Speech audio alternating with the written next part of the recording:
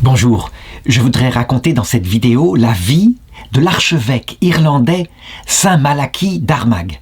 Il a vécu au XIe et XIIe siècle. Il a été contemporain de Saint Bernard de Clairvaux, docteur de l'Église, qui d'ailleurs lui a fermé les yeux parce qu'il est venu mourir dans ce monastère auprès de lui. Alors, avant de raconter sa vie, je voudrais tout de même confirmer quelque chose. La fameuse prophétie de Saint Malachy, qui raconte une série de papes avec des prophéties, avec des devises qui sont attribuées à chacun jusqu'à la fin du monde, eh bien, elle lui a été attribuée parce qu'effectivement, Saint Bernard parle du fait que dans l'exercice de son ministère, Dieu lui conféra un don de prophétie. Et pourtant, cette prophétie ne vient pas de lui. Saint Malachy n'en parle pas du tout. Et la première mention qu'on en a, c'est au XVIe siècle. Donc manifestement, on ne prête qu'aux riches. Et ça lui a été attribué.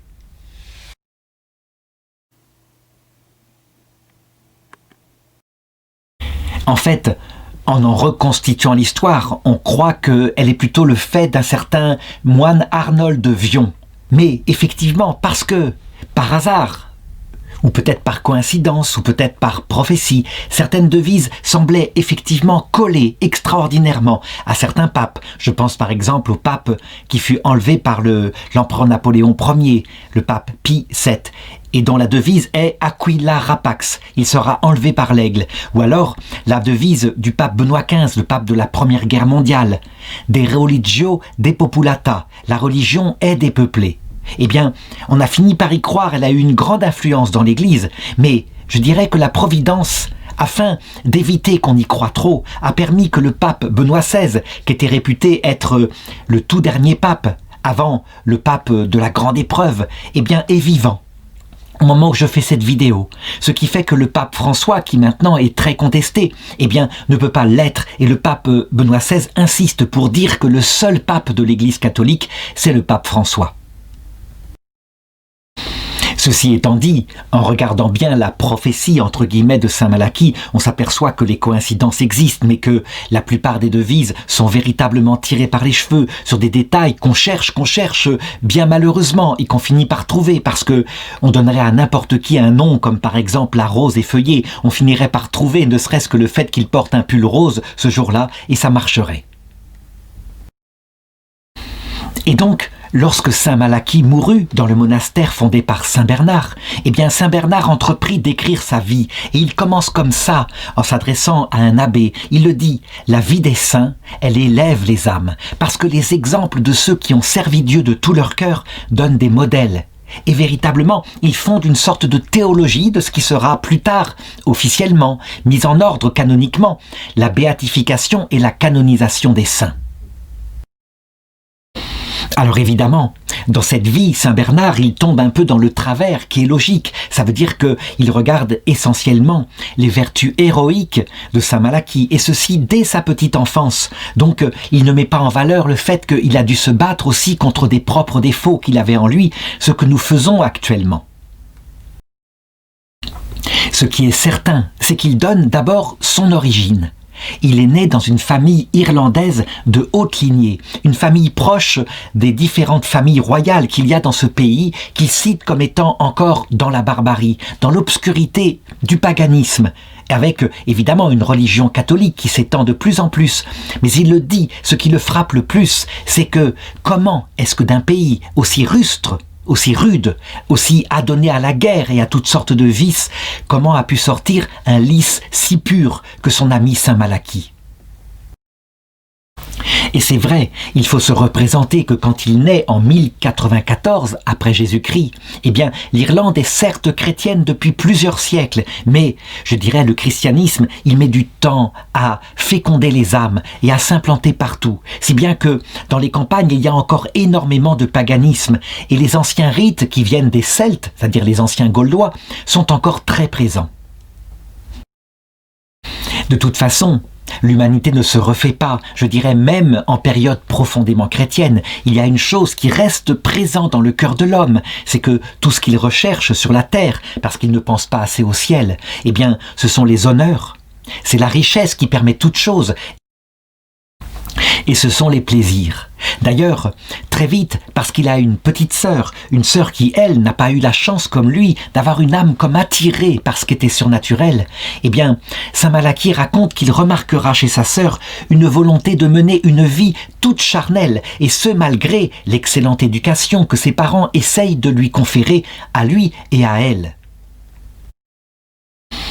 Ce que remarque saint Bernard sur le caractère de cet enfant qui est en croissance, c'est que c'est un enfant très doux, très calme, très paisible, et qui n'est pas adonné comme les autres enfants de son âge aux jeux de guerre, aux jeux, je dirais, de bataille entre eux, mais véritablement il s'intéresse aux choses davantage contemplatives, et en particulier l'étude des lettres, si bien que ses parents qui le mettent dans un collège avec un précepteur, à l'époque il n'y a pas encore d'école comme maintenant avec des classes, eh bien il se plaît là-dedans, il cherche à étudier du mieux qu'il peut. Et comme sa mère en particulier a une grande influence sur lui, non seulement elle le veut cultiver, mais elle veut lui communiquer cette autre science qu'est la science des saints, connaître Dieu. Eh bien, il est attiré vers cela. Il devient très vite un esprit contemplatif qui cherche par la prière à connaître et à aimer Dieu.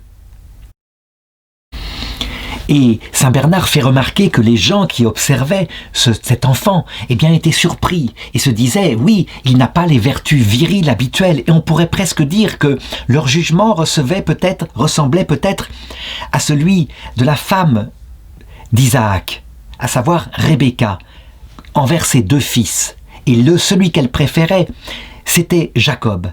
Parce qu'il se comportait bien, il était doux, alors que l'autre fils, qui s'appelait Ésaü, plaisait davantage à son père parce que c'était un guerrier sauvage, un chasseur dans la montagne, et il avait d'ailleurs la peau velue, tandis que sa mère Rebecca appréciait des qualités intérieures chez Jacob. Eh bien, c'est un petit peu ce portrait-là qu'on peut faire du jeune Malachie. Et donc, les parents qui étaient assez riches décidèrent de lui donner un précepteur personnel. Ils choisirent ce précepteur dans l'Église catholique, qui était évidemment la grande institution du temps. Et ce précepteur était un saint religieux qui aimait prier, et il lui fit découvrir non seulement toute la science qu'il avait acquis de la culture classique qui malheureusement avait beaucoup disparu suite aux invasions barbares qu'avait pris toute l'Europe occidentale à partir de la chute de l'Empire romain, mais il lui fit découvrir aussi l'intériorisation. Et par exemple, saint Bernard raconte que quand il marchait avec son maître, ce maître-là avait l'habitude de le laisser aller par devant. Comme ça, il pouvait se retirer vers l'arrière et pouvoir s'intérioriser dans le silence et aller vers Dieu à travers des oraisons qui jaillissaient de son cœur. Eh bien, le petit saint Malachie, qui avait repéré ce jeu de son maître et qui voulait l'imiter, trouvait des ruses excellentes pour pouvoir le voir faire cela et se cachait sur le bord de la route, derrière les arbres, et l'observait et essayait ensuite de l'imiter.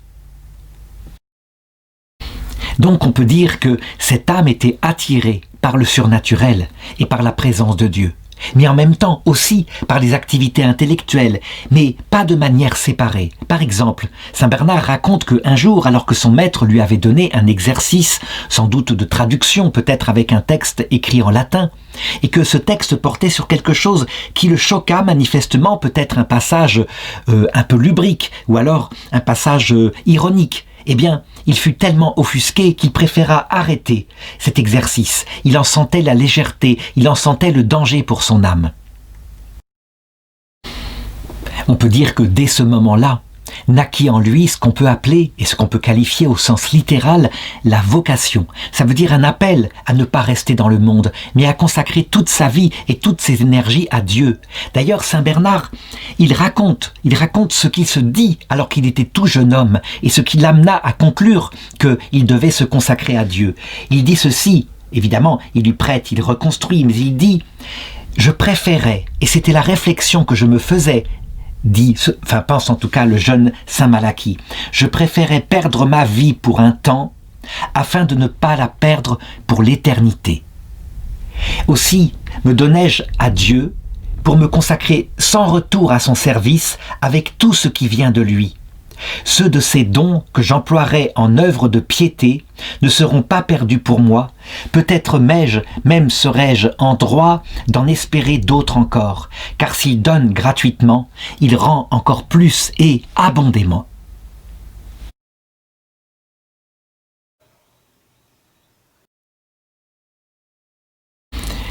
Ce qui est frappant à cette époque lointaine, on pourrait dire ce milieu du Moyen-Âge, c'est que la vie étant courte, passagère, c'est souvent ce qui motive les jeunes à se donner à Dieu, parce qu'ils savent que les gloires terrestres sont vaines, elles passent, tandis que dans notre monde où la vie est beaucoup plus longue, nous sommes en sécurité, nous avons tendance à oublier ce côté passager qui est pourtant rappelé chaque année au mercredi des cendres. Souviens-toi que tu es poussière et que tu retourneras à la poussière. Et donc on peut dire que c'est sur ce point-là, et peut-être à force de voir autour de lui des jeunes qui mouraient, eh bien que la vocation naquit en lui.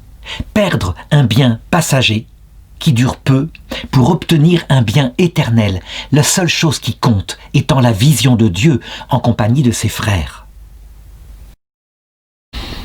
Toujours est-il qu'à cette époque-là, l'Église d'Irlande s'était déjà développée et de manière assez séparée finalement de l'Église latine qui était, je dirais, à l'endroit où était situé l'ancien Empire romain. Il faut dire que l'Irlande, l'Écosse, une partie de l'Angleterre n'avait jamais été conquise par les Romains parce que les Celtes étaient des guerriers farouches.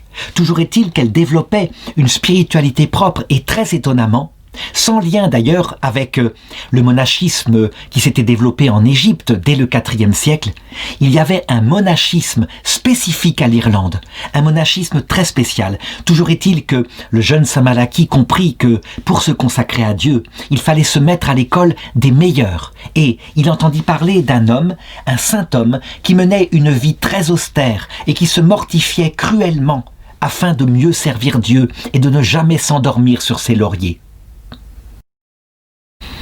À cette époque-là, évidemment, les exploits ascétiques, ça veut dire un renoncement factuel, visible au bien de la terre, richesse, mariage, et puis vanité. Tout cela frappait fortement les gens, et on le sait, c'est évidemment, je l'ai dit, les valeurs qui font le monde. Toujours est-il que saint Malachie se dit qu'il devrait se mettre à l'école de cet homme-là, pour apprendre lui tout ce qu'on devait apprendre en ce qui concernait la vie spirituelle. Or cet homme était un ermite austère, on pourrait le comparer par exemple à saint Antoine du Désert. Il avait refait la découverte lui-même de la vie monastique par la vie érémitique. Et on sait quelles sont les énormes tentations qui frappent les hommes qui sont sans expérience. Eh bien, malgré tout, il avait fini par aboutir aux mêmes conclusions que saint Antoine, à savoir que certes, il faut macérer sa chair, mais il faut garder le cœur toujours vers ce qu'est l'essentiel, la vie mystique, l'amour de Dieu et l'amour du prochain. Et il y a plus fort combat que de vaincre, je dirais, cette chair qui nous entraîne vers le bas. C'est le combat pour l'humilité. Toujours est-il que ce tout jeune homme, je dirais bravant l'obéissance à son père, qui évidemment ne pouvait pas souhaiter ça pour son fils, eh bien, il décida de tout quitter pour se mettre à l'école de ce moine. Et dans les milieux nobles, qui étaient ceux de sa famille, eh bien, on entendit se répandre toutes sortes de jugements, comme on en voit maintenant aussi. Beaucoup de gens, par exemple, considéraient cette démarche d'un point de vue tout humain en disant « il est très jeune, il est comblé de richesses, il fait n'importe quoi, il a une santé délicate, pourquoi va-t-il suivre ce genre de vie que un homme isolé comme ça, séparé de toute la hiérarchie de l'Église, mène ?»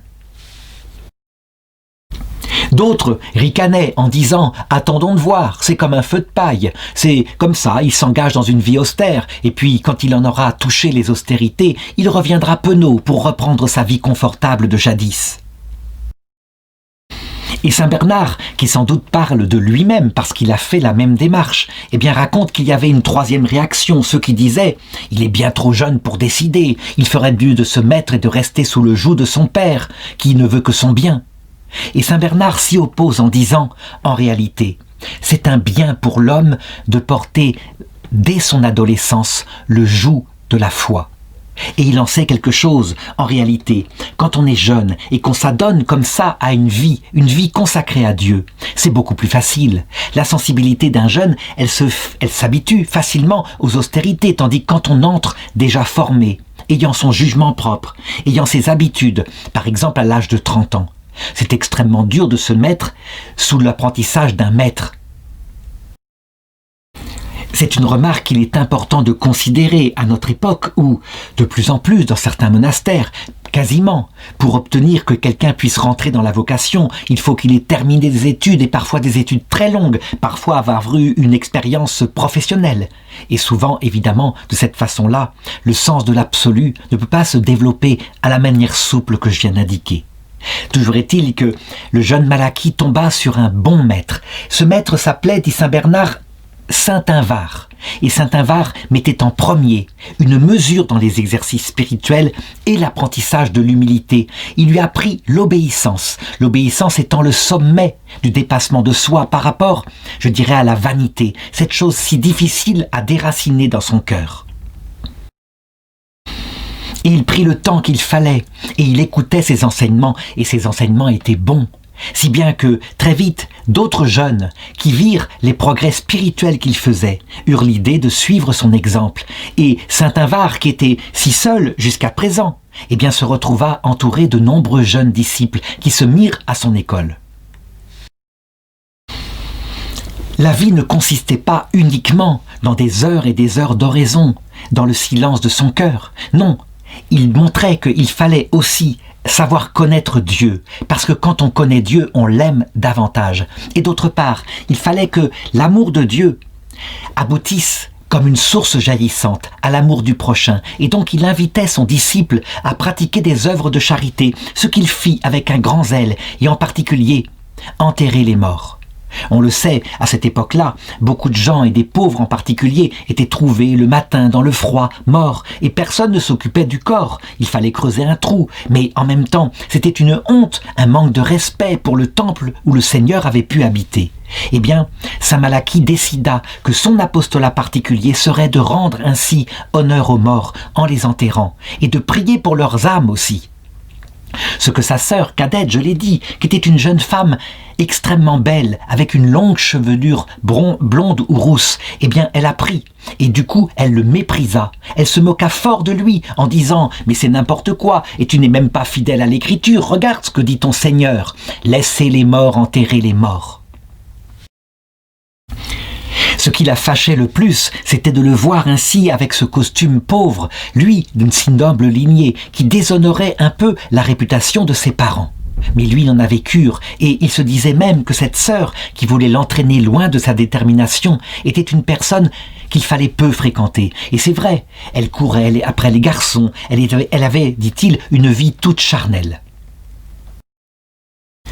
Toujours est-il que la réputation de ce jeune homme de noble lignée se répandit jusqu'à l'évêque du lieu, qui décida, parce que c'était son droit, de l'appeler au sacerdoce. Normalement, dans les canons de l'époque, on ne peut pas être ordonné prêtre avant l'âge de 30 ans. Eh bien, il avait 25 ans, nous étions en 1120, quand il fut appelé, et l'évêque l'ordonna diacre, puis prêtre, pour le mettre au service de l'Église. Alors, saint Bernard se dit, mais est-ce qu'il n'y a pas ici désobéissance formelle à une loi de l'Église qui avait été promulguée lors du concile d'Arles en 506 ? Et il répond, bien, il faut savoir être souple avec les canons disciplinaires lorsqu'une circonstance l'exige. Et en effet, l'évêque avait bien choisi, en mettant au service de l'Église un tel jeune homme, cultivé, épris de Dieu, très ascétique, eh bien, il ne le regretta pas. Cette remarque de saint Bernard, je veux insister dessus parce qu'elle me paraît très intelligente. Il y a par exemple des canons disciplinaires actuels qui disent que pour toute personne qui demande le baptême, ayant dépassé l'âge, mettons, de raison, il faudra 2 ans de préparation. Et puis, après une longue catéchèse, elle recevra le baptême un jour particulier, souvent le jour de la Pentecôte. Eh bien, il peut exister des circonstances où c'est trop long. Ne serait-ce que par exemple, je me souviens d'un cas, quand dans mon école je proposais pour ceux qui le voulaient le baptême, et que ces jeunes sortaient de l'école, qu'ils n'auraient plus la formation possible en dehors de l'école, qu'on pouvait tous entrer, eh bien on obtenait de l'évêque des dérogations pour que le baptême soit fait durant l'année scolaire où il l'avait reçu, après évidemment une formation régulière chaque semaine. Et donc, l'évêque du lieu, qui a la plénitude du sacerdoce, c'est lui qui doit perfectionner le peuple de Dieu pour l'amener vers l'Eucharistie, eh bien, il lui délégua en partie cette mission parce qu'il voyait en lui quelqu'un de beaucoup plus cultivé que lui. Et il s'y prêta. avec extraordinairement du zèle, et, raconte saint Bernard, il redressait les chemins tortueux, il aplanissait les sentiers raboteux, il enseignait, il reprenait, il exerçait son ministère sacerdotal, je dirais de toutes les façons possibles. Il y avait une chose en particulier qui lui paraissait très important en fonction du peuple à qui il annonçait la parole de Dieu. Certes, il y avait l'enseignement, mais l'enseignement devait se faire autour de liturgies magnifiques, de liturgies obéissantes au canon romain, évidemment, mais de liturgies adaptées à ce peuple. Et donc, il travailla énormément à cela, afin de construire, on pourrait le dire, des prières, mais aussi des canons et des chants qui soient adaptés au peuple irlandais. Il constatait en effet que sur ces masses qui n'avaient pas l'habitude de la beauté, de ce qui pouvait être les chants dans les églises, eh bien en apportant cette beauté, on les tournait vers Dieu. Et en profitant du fait qu'ils venaient assister au beau spectacle de la liturgie, eh bien on pouvait enseigner et leur apporter une connaissance de Dieu qui affinait leur âme et les tournait de plus en plus vers Dieu. Saint Bernard s'arrête quelques instants sur cet évêque qui s'appelait le Monseigneur Match, c'est le nom qu'il a. Et il dit, c'était un saint évêque. Il avait d'abord été moine dans l'abbaye de Westminster et puis de Winchester, puis il avait été appelé pour devenir évêque de Lesmore, dans la province de Munster. Et l'Église l'avait bien choisi parce que le Seigneur le combla de toutes sortes de dons pour accompagner son ministère, et en particulier du don des miracles. Et saint Bernard raconte 2 miracles que fit cet évêque. Par exemple, une fois, en confirmant avec de l'huile sainte un enfant insensé, il lui rendit, je dirais, toute sa santé mentale. Et une autre fois, il toucha les oreilles d'un sourd, et le sourd retrouva l'ouïe en disant « C'était curieux, c'est comme s'il m'avait sorti des oreilles 2 petits porcelets ». Et donc, saint Malachie, après sa formation monastique auprès de cet ermite, il s'attacha à cet évêque et il apprit auprès de lui tout ce qu'il lui fallait au point de vue pastoral et aussi en approfondissant la théologie qui à cette époque n'était pas systématique mais qui était surtout à travers des commentaires et la lecture de l'écriture sainte. Saint Bernard raconte ensuite une circonstance qui fut fort importante dans la vie de saint Malachie. Et c'est d'ailleurs intéressant parce que ça montre que le Seigneur, eh bien, lui qui domine les hasards apparents et les circonstances de la vie, il peut provoquer des rencontres qui auront plus tard une grande importance. En effet, il y avait à cette époque-là plusieurs rois, des rois de nations, de tribus si on peut dire. Et en particulier, une lutte était née entre le roi de Munster, donc la région auprès duquel il était l'évêque, et puis son propre frère, une lutte de succession. Et le frère réussit à prendre le pouvoir et à chasser le frère aîné, à qui pourtant revenait la royauté. Et le frère aîné, évidemment, aurait pu prendre les armes, se cacher dans la campagne, provoquer des séditions. Mais au lieu de ça, parce qu'il ne voulait pas verser du sang au nom de son propre pouvoir, il décida de se retirer auprès de l'évêque de Munster, de Monseigneur Match donc, et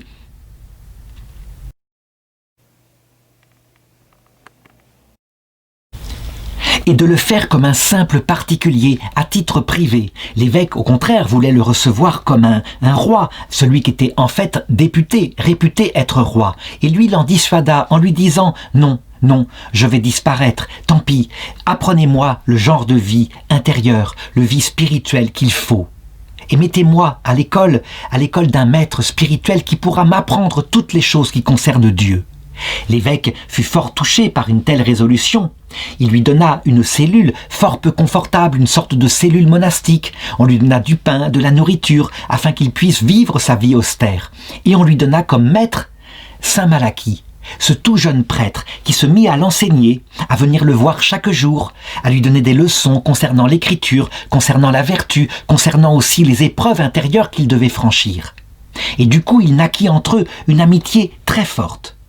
Or, les circonstances firent que, un peu plus tard, un autre roi de la région, parce qu'il y avait de nombreux rois, scandalisé par ce qui lui était arrivé, vint le voir et se mit à lui parler de la nécessité qu'il avait d'essayer de reprendre son trône, parce que son frère se comportait comme un tyran par rapport à la population qu'il écrasait de toutes sortes d'impôts et d'exigences. Ce à quoi le roi déchu, répondit qu'il ne voulait pas verser le sang, mais l'autre l'encouragea si fort qu'ils partirent ensemble et il l'appuya de ses propres troupes, si bien que, très vite, le frère usurpateur fut chassé, et c'est ainsi que fut nommé roi celui qui appréciait profondément Saint Malachie, et qui, sans arrêt, tout le reste de sa vie, lui demanda des conseils et s'approcha de lui pour en faire toujours son maître spirituel. C'est important parce que cette circonstance-là ne sera pas étrangère au fait que, un peu plus tard, il deviendra évêque, puis primat d'Irlande. Toujours est-il que c'est vers cette période-là que la sœur de Saint Malachie, dont je parlais tout à l'heure, mourut. Elle mourut dans les circonstances suivantes. Elle envisageait le mariage. Elle avait dans son cœur un jeune homme qu'elle voulait épouser. Et puis la maladie la frappa soudainement et l'emporta dans l'autre monde. Et manifestement, elle ne fut pas contente de cela, et on la comprend. Saint Malachie la prit, et il fut fort désolé pour elle, parce que c'était tout de même sa sœur, et même s'il avait décidé de ne plus jamais la revoir en cette vie, voici que, soudain, un rêve lui fut donné, et il lui fut donné de la voir telle qu'elle était maintenant. Une voix lui disait que sa sœur était là, qu'elle était dans le vestibule. Juste après sa mort, il avait certes offert pour elle le sacrifice de la messe, mais il avait cessé de le faire. Et dans son rêve, il apparaissait des signes très forts qu'elle était là à attendre et qu'elle attendait dans la douleur depuis que justement il n'offrait plus des messes pour elle. Alors il comprit, il devait de nouveau offrir le sacrifice du Christ afin que son âme puisse entrer au paradis. Le jour même, il célébra une messe pour son âme, une messe des morts, une messe pour les âmes du purgatoire. C'est une chose que l'Église irlandaise a profondément intégrée en elle. Ce n'est pas quelque chose de spécifique à cette Église. On sait par exemple que Sainte Perpétue et Sainte Félicité, qui furent martyrisées en Orient en 203 après Jésus-Christ, ils eurent des visions d'un petit frère qui lui aussi était au purgatoire, et ils obtinrent par leur prière qu'il en sorte très vite. Toujours est-il que Saint Malachie la vit ensuite lui apparaître, et elle était vêtue d'une robe fort sombre. Il comprit, il y avait un sens symbolique, son âme n'était pas encore purifiée. Aussitôt il se dit qu'il ne devait pas tarder, que sans doute les souffrances qu'elle vivait étaient très grandes, et donc dès le lendemain, il célébra de nouveau une messe pour elle. Et il la vit de nouveau apparaître, elle était là, et sa robe était beaucoup plus claire, mais encore avec des taches de gris ici et là. Alors il persévéra, et il fit pour elle une troisième messe, avec toute la ferveur de son cœur, et alors elle lui apparut, et elle entrait dans l'église, avec une robe blanche, et elle n'était plus seule, elle était accompagnée d'autres jeunes femmes, vêtues du même vêtement blanc. Et saint Bernard de commenter que manifestement, Saint Malachie, par la ferveur de sa prière, par l'insistance et par l'offrande du sang de celui qui a donné sa vie pour nous tous pécheurs, il força en quelque sorte les portes du ciel et il obtient en 3 jours son entrée dans la vision béatifique. C'était quelque chose d'extraordinaire alors qu'elle avait une vie si mondaine.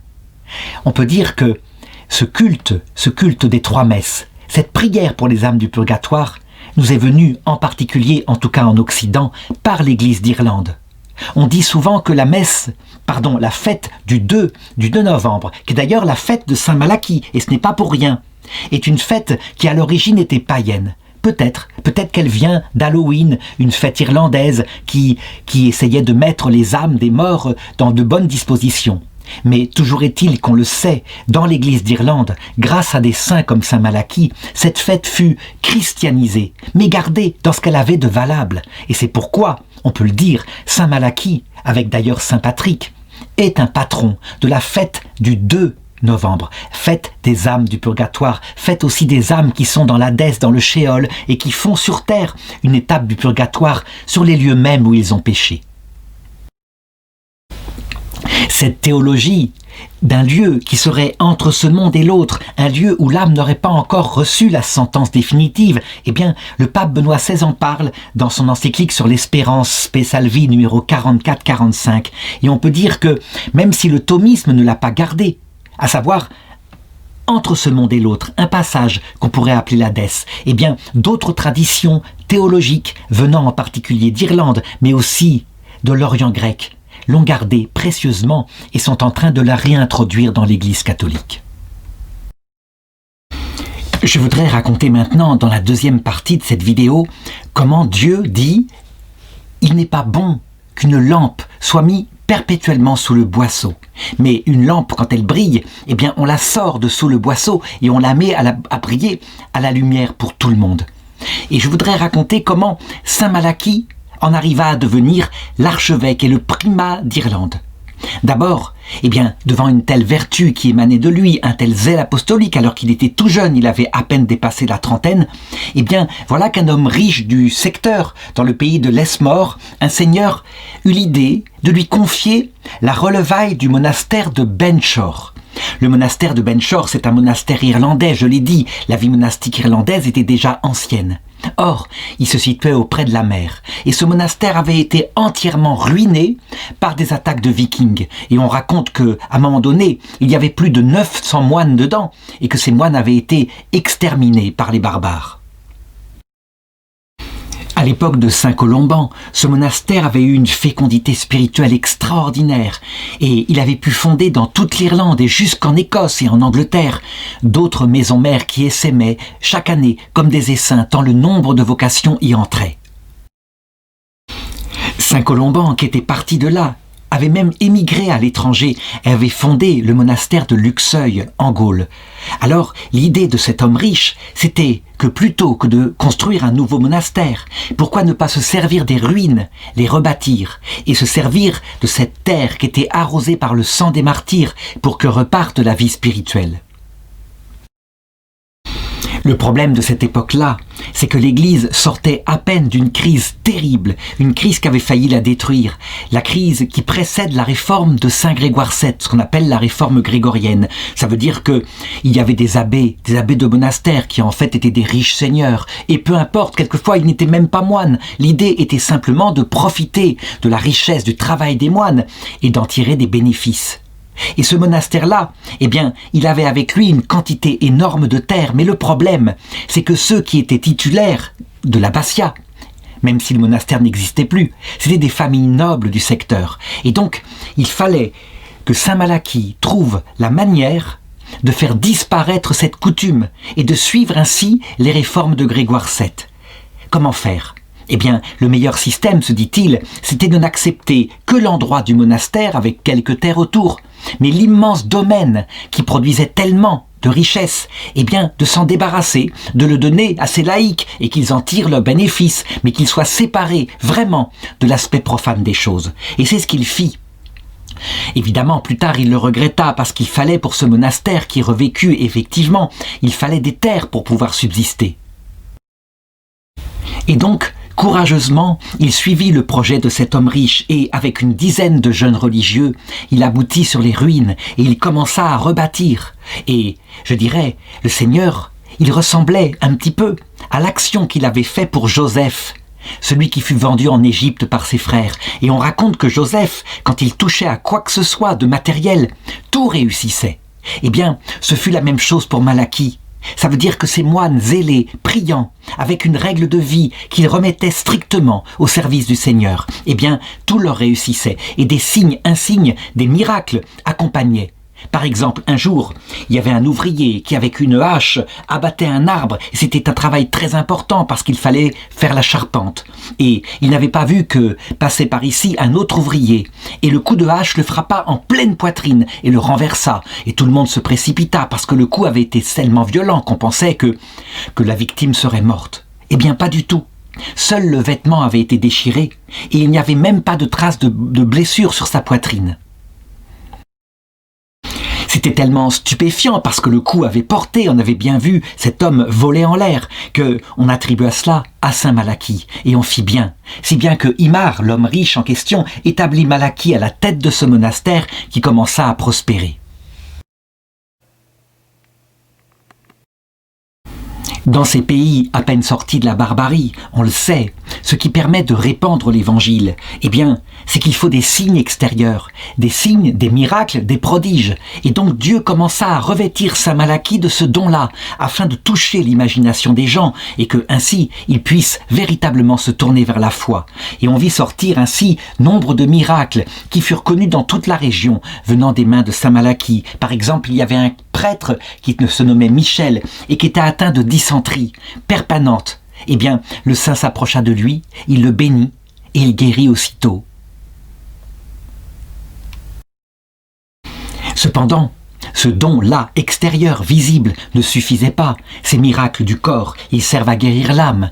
Et saint Malachie eut la possibilité de lire dans son âme et de voir que, en réalité, c'était son âme qui était malade, qu'il fallait donc qu'il change de vie, qu'il se convertisse. Et il lui dit, si vous vous convertissez pas maintenant, il vous arrivera pire et la dysenterie reviendra.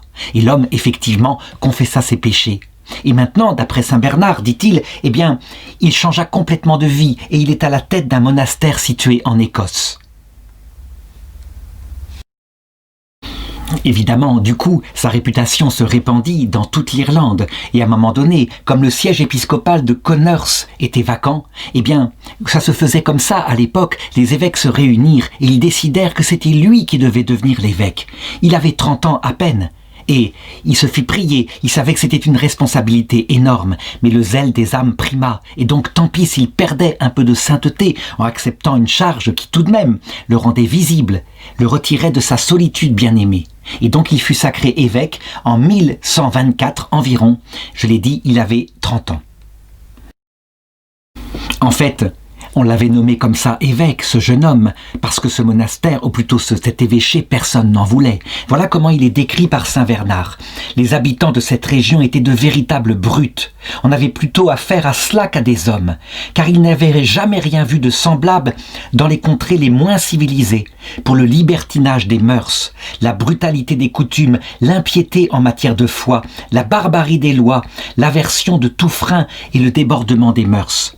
Par exemple, eh bien, on pratiquait sauvagement l'enlèvement des femmes. Elles n'avaient aucun choix, aucune liberté. Et il faut regarder le comportement qu'ont les hommes par rapport aux femmes pour se rendre compte souvent du degré de civilisation. Le nombre de prêtres était très petit.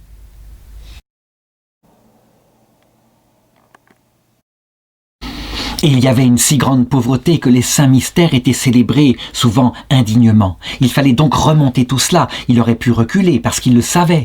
S'il devait prêcher, eh bien, il s'attirerait la haine des libertins et peut-être même quelquefois des attentats sanglants. Est-ce qu'il recula? Bien sûr que non. Et il commença à parler à temps et à contre-temps. Et saint Bernard, pour décrire la façon dont il faisait, dit ceci. Il le faisait non sans verser des larmes sur chacun d'eux. Il parlait aux communautés, il parlait aux individus, aux riches, aux pauvres, et il ne se fatiguait jamais, il continuait, si bien que peu à peu, devant un tel dévouement, et puis il prenait sur lui, sa vie était profondément austère, les gens commencèrent à se dire, mais vraiment, il y croit celui-ci, et à changer légèrement leurs mœurs. Et puis, comme c'était accompagné des signes et des miracles du Seigneur, ils finirent par être vraiment ébranlés, et c'est ainsi que peu à peu, cet évêché crotté, c'est comme ça qu'on pourrait le dire, améliora ses mœurs, et le nombre de clercs augmenta. Ce qui était stupéfiant, c'est que des gens le provoquaient, se moquaient de lui, tel que ça peut être ainsi dans ces contrées un peu barbares. Et lui, toujours, était joyeux, paisible, calme, ne provoquant jamais, mais toujours prêt à répondre, argument contre argument, et non pas par de la violence, bien sûr. Malheureusement, raconte saint Bernard, ces fruits de son apostolat durèrent peu de temps parce que, dans ces régions barbares, eh bien, un roi du nord de l'Irlande fondit sur la région et massacra la population de fond en comble. On peut dire que l'évêché et tous les efforts qu'il avait faits furent ainsi détruits. Et saint Bernard se dit que peut-être était-ce la punition pour les immenses péchés qu'ils avaient commis. Toujours est-il que chassé de son monastère, eh bien, il s'en revint dans une région, la région où était le roi qu'il avait soutenu lorsqu'il était dépossédé par son frère et dont j'ai parlé au début de cette histoire-là. Et ce roi fut heureux de le revoir, d'autant plus qu'il venait avec 130 disciples afin de fonder un nouveau monastère, le monastère d'Ibrac. Et il l'aida de tout son pouvoir. Et on peut même dire qu'il répandit partout sa bonne réputation, si bien que voilà ce qui se produisit un peu plus tard. En Irlande, il y a un saint qui est très connu, qui a tout fondé, c'est Saint Patrick. Il a effectivement vécu bien quelques siècles avant, mais on peut dire que le siège épiscopal d'où il est parti, où il a tout fondé, c'est le siège d'Armagh. Et donc c'est considéré véritablement comme le primat d'Irlande. Le siège qui a siège sur tous les autres évêchés. Il y avait là donc un évêque, l'archevêque Cels, qui était maintenant très âgé. C'est lui qui avait ordonné diacre, prêtre et même évêque Saint Malachie. Et donc il se dit que la meilleure personne qui pouvait prendre sa succession sur cet archevêché, ça ne pouvait être que Malachie. Le problème, c'est que cet archevêché était véritablement, comme beaucoup de choses à cette époque-là, le siège de la fameuse Simonie, et de manière extrêmement terrible. Il y avait une famille qui, depuis des dizaines de générations, s'était emparé de l'archevêché et y nommait perpétuellement des membres de la famille. La chose était aussi pratiquée à Rome, il faut le reconnaître, sur le siège pontifical. Il n'empêche que, à un moment donné, n'ayant pas d'homme célibataire capable de devenir évêque, eh bien, il n'hésitait pas à nommer évêque des laïcs mariés qui n'étaient même pas prêtres. C'était donc une horrible simonie qui faisait que le siège épiscopal était devenu, on pourrait dire un peu comme un duché, un siège héréditaire, et que la foi n'y comptait pas du tout. Ça ravageait dans le cœur des fidèles, évidemment la foi, parce qu'ils méprisaient ainsi ces hommes, qui étaient en fait des seigneurs féodaux de la région. Cet état de choses avait été arrêté pour la première fois par l'archevêque Cels. Et donc, il fallait absolument prolonger l'œuvre. Il fallait choisir un vrai évêque. Et malheureusement, évidemment, la famille en question, elle ne cessait de trouver, de chercher l'occasion pour s'emparer de nouveau de l'ancienne prérogative qu'elle avait, et ceci par tous les moyens. Toujours est-il que Cels en prit les moyens et avant de mourir, il fit nommer à sa place Malachie. Mais évidemment, un homme qui s'appelait Maurice, de la race perverse, dit Saint Bernard, de ceux qui s'étaient emparés de cet évêché, profitèrent de l'intermède pour s'emparer de l'évêché, s'y faire nommer par d'autres gens, des gens qui n'étaient même pas évêques, et pour prendre en main, militairement s'il le fallait, le siège épiscopal, et il s'y maintint pendant 5 ans. Saint Malachie se voyait donc dans une situation qu'on peut qualifier d'un panier de crabes extrêmement dangereux. Et pourtant les évêques de la région lui disaient « Prends possession de ton siège épiscopal, prends-en possession, c'est essentiel ». Et lui, eh bien, ne serait-ce que parce qu'il voyait que c'était une lutte impossible, que c'était de la politique finalement, il reculait. Et il préférait se retirer dans le silence. Mais eux le pressèrent de tous côtés, et en particulier 2 évêques qui vinrent le voir sans arrêt. L'un d'eux de Lesmore et l'autre de Malches.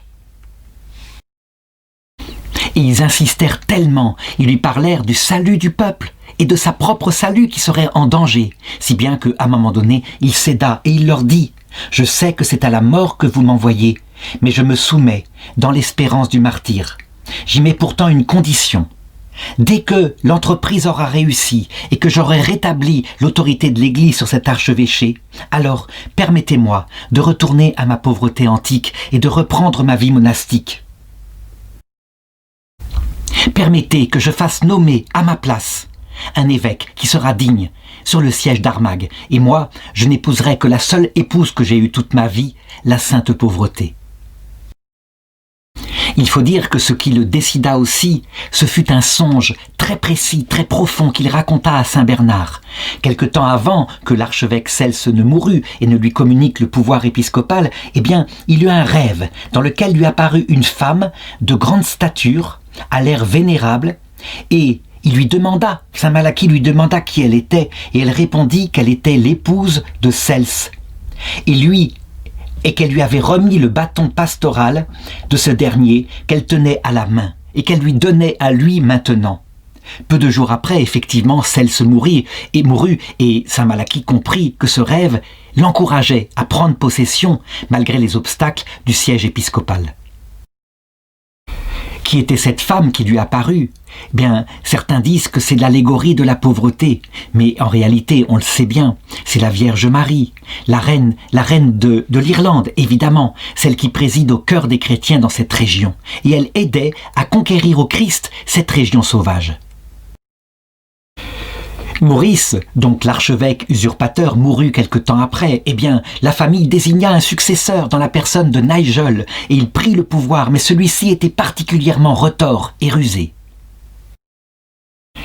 Parce qu'il ne s'en sortait pas, qu'il y avait, je dirais, cette opposition, cet évêque officiel qui était Saint Malachie, il décida de faire mine de vouloir le recevoir dans sa maison, pour pouvoir discuter, négocier de ce qu'il y aurait de mieux pour l'Église. Et en réalité, il avait prévu une embuscade, et il avait prévu qu'une fois dans la maison, avec peu de compagnons, on se jetterait sur Saint Malachie et on le tuerait tout simplement.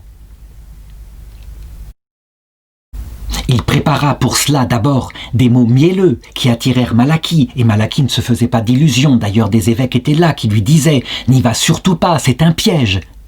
Et parallèlement, il fit venir une troupe d'hommes armés qui devaient s'approcher et venir sur le lieu du rendez-vous. Et voilà comment l'affaire fut résolue. Parce que Malachie, en ce qui le concernait, eh bien, il avait décidé de ne pas se défiler. Et s'il devait mourir, eh bien, il mourrait. La troupe s'approchait de l'endroit, quand il y eut un orage terrible, vraiment quelque chose d'unique, et la foudre tomba au milieu du groupe qu'il formait, si bien que beaucoup périrent, et des chevaux, et certains furent dispersés. Et cette troupe de criminels, finalement, n'arriva jamais au poste qu'il devait prendre. Évidemment, ce fut un miracle insigne qui bouleversa l'Irlande tout entière, et son caractère guerrier et sauvage. Manifestement, Dieu avait parlé, et le projet criminel avait été détourné. Toujours est-il que du coup, les partisans de Nigel se firent moins nombreux. Et à un moment donné, donc, finalement, à l'âge de 38 ans, en 1134, Saint Malachie entra en qualité de pontife, donc d'archevêque, dans sa ville métropolitaine. Il prit possession du siège épiscopal d'Armagh et il commença à travailler pour le bien. Mais Nigel, lui, pendant ce temps, il ne renonçait à rien. Et en étant chassé par le peuple, qui évidemment marquait beaucoup de superstitions, eh bien, il eut l'idée de prendre possession de plusieurs symboles de ce qui était la puissance archiépiscopale de Saint Patrick. Il prit la crosse d'or ornée de bijoux, qui était considérée comme étant, je dirais, le signe du pouvoir de l'archevêque.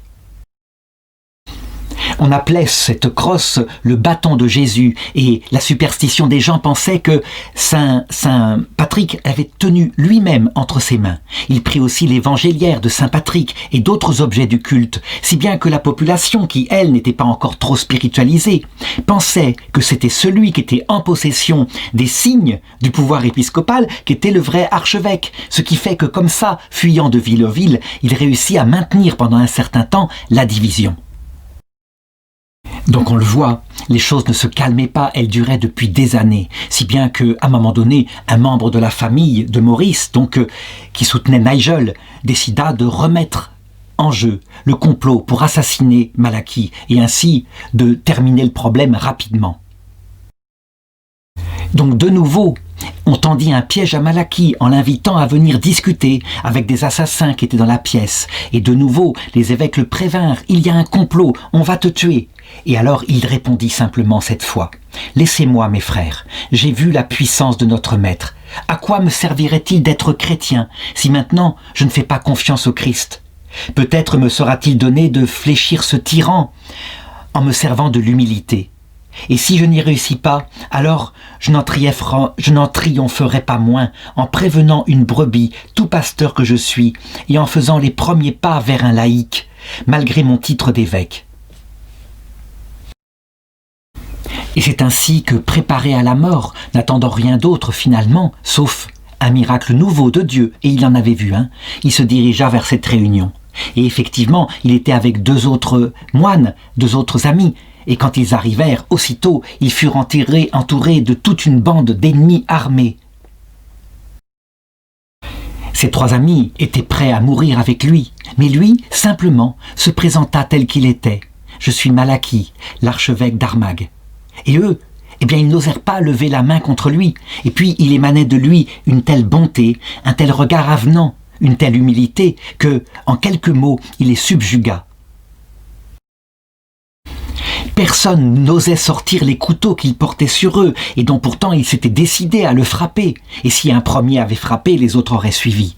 Et il leur parla si bien qu'au bout d'un certain temps, eux qui étaient ses ennemis, Ils devinrent ses partisans, ses chauds partisans. Et voilà que Nigel perdit ce jour-là une quantité de ses partisans. C'est quelque chose qui est à noter. On voit ici la puissance qu'a l'humilité et l'amour du prochain. Et on peut dire que lorsque le Christ nous apparaîtra à l'heure de notre mort, c'est cette même puissance qu'il utilisera.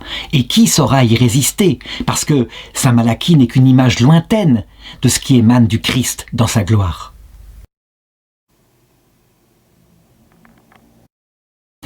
On peut donc dire qu'à partir de ce jour-là, il put prendre vraiment possession de son archevêché et commencer à y remettre de l'ordre. Il n'empêche que pendant ce temps, Nigel, lui, de plus en plus seul, il ne cédait pas. Et donc il résolut, maintenant, il fallait être ferme, de poursuivre canoniquement le schismatique Nigel, qui gardait les objets du culte, comme je l'ai dit. Il utilisait évidemment la menace de peine canonique, et pas plus que cela, mais aussi la douceur et la promesse du pardon. Si bien que Nigel, à un moment donné, étant de plus en plus seul, finit par rendre les objets du culte, et c'est ainsi que le schisme s'arrêta un peu. Il ne s'arrêta pas cependant complètement parce que la famille en question, elle n'avait pas renoncé et elle lui en voulait mortellement d'avoir perdu une telle possibilité de bénéfice. Ainsi, un jour, un homme de cette famille commença publiquement à parler mal de lui, à lui résister en face, à parler de son arrogance. On sait comment ça se passe dans ces cas-là. Toutes les qualités que peut avoir Saint Malachie sont transformées en hypocrisie, son humilité devient falsification, etc. Et il le disait publiquement avec un grand courage, mais c'était des insultes et lui ne répondait pas, il laissait faire, alors qu'il l'insultait dans l'assemblée. Eh bien, c'est le Seigneur qui prit en main les choses parce que cet homme avait parlé par cette langue mensongère, eh bien, sa langue enfla. Et il fut atteint d'une maladie, un cancer sans doute de la langue, qui fit qu'il sortait des vers de sa bouche. Et les gens, encore une fois, furent profondément surpris par cela et se dirent que manifestement Dieu était avec Saint Malachie. Ce fut aussi le cas pour une femme qui l'insulta publiquement dans la rue et qui le suivait comme cela. Elle aussi, quelque temps après, mourut brutalement. Et ça, eh bien, pour le peuple irlandais assez primitif, c'était véritablement un signe de la puissance de Dieu. Dieu ne cessa jamais d'accompagner Malachie de sa puissance comme à l'époque des apôtres. Par exemple, à un moment donné, une peste se répandit dans la ville. Alors, le clergé, avec Saint Malachie en tête, sortit en procession pour supplier Dieu de guérir le peuple, et aussitôt la peste s'arrêta. Il lui fallut donc à peine 3 ans pour remettre l'ordre dans l'Église d'Irlande. Et comme il l'avait dit, une fois que c'était fait, et maintenant c'était solidement fait, il décida de s'appliquer ce qu'il avait promis de faire, ce qu'il avait demandé qu'on lui accordât, et donc de nommer à sa place un homme prudent, fort, avec de l'autorité, un homme digne, qui pourrait prendre sa suite sur le primatia d'Irlande. Et il trouva cet homme, c'était un certain Gélase. Il se retira ensuite dans un petit évêché, l'évêché de Down, et là, il commença à réfléchir pour pouvoir fonder des monastères partout en Irlande, parce qu'il le savait, c'était autour des moines que la vie spirituelle pourrait rayonner ensuite sur le peuple. Cependant, il avait analysé la situation et comment fonctionnait ce peuple irlandais, et il se disait, il faut que j'aille à Rome, il faut que je demande au Saint-Père afin de fortifier l'autorité des saints évêques d'Irlande, il faut que je lui demande 2 palliums. Le pallium, c'est une espèce de bande de coton avec dessus 5 croix qui symbolisent les plaies du Christ et qui est la marque sacramentale, ça veut dire c'est comme un signe, de la puissance archi-épiscopale. En ayant cette chose-là qui marquerait beaucoup le peuple d'Irlande parce qu'il était sensible aux signes comme cela, eh bien, il était persuadé qu'il pourrait établir solidement l'Église hiérarchisée en Irlande.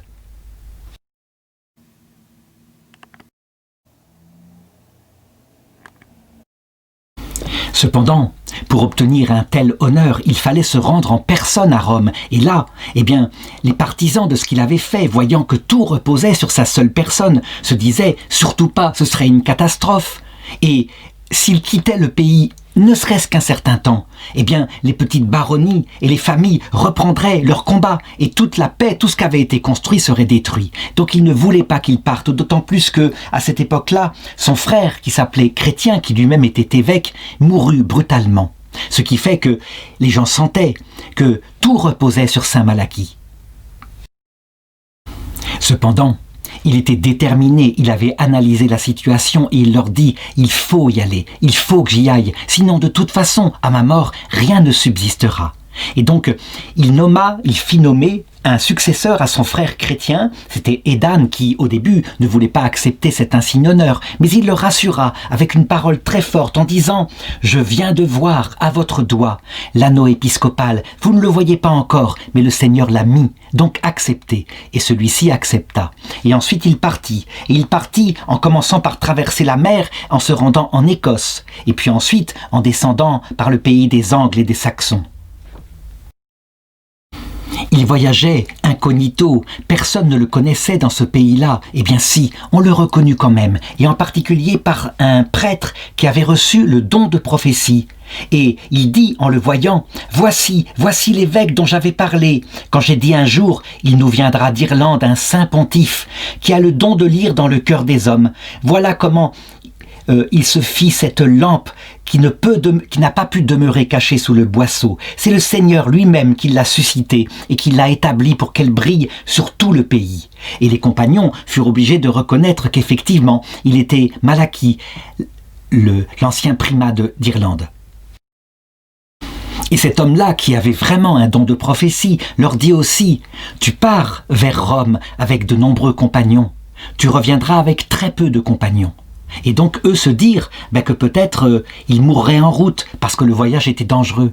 Mais le Seigneur réalisa la chose de manière très différente. En fait, ils passèrent par le monastère de Clairvaux où était Saint Bernard. Et là, plusieurs des compagnons voulurent rester pour se former à cette forme de vie monastique extraordinaire qu'il avait fondée et pour pouvoir ensuite le ramener en Irlande.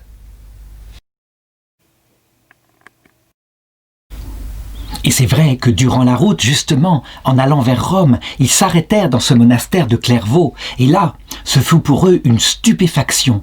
Et saint Malachie lui-même fut tellement bouleversé par la ferveur, la profondeur, la sainteté de cette vie, qu'il n'avait plus qu'un désir, c'est de s'y retirer lui-même. Et donc, il partit ensuite vers Rome avec l'idée de demander au Saint-Père, qui était le pape à cette époque-là, le pape Innocent II, la permission de se retirer à Clairvaux.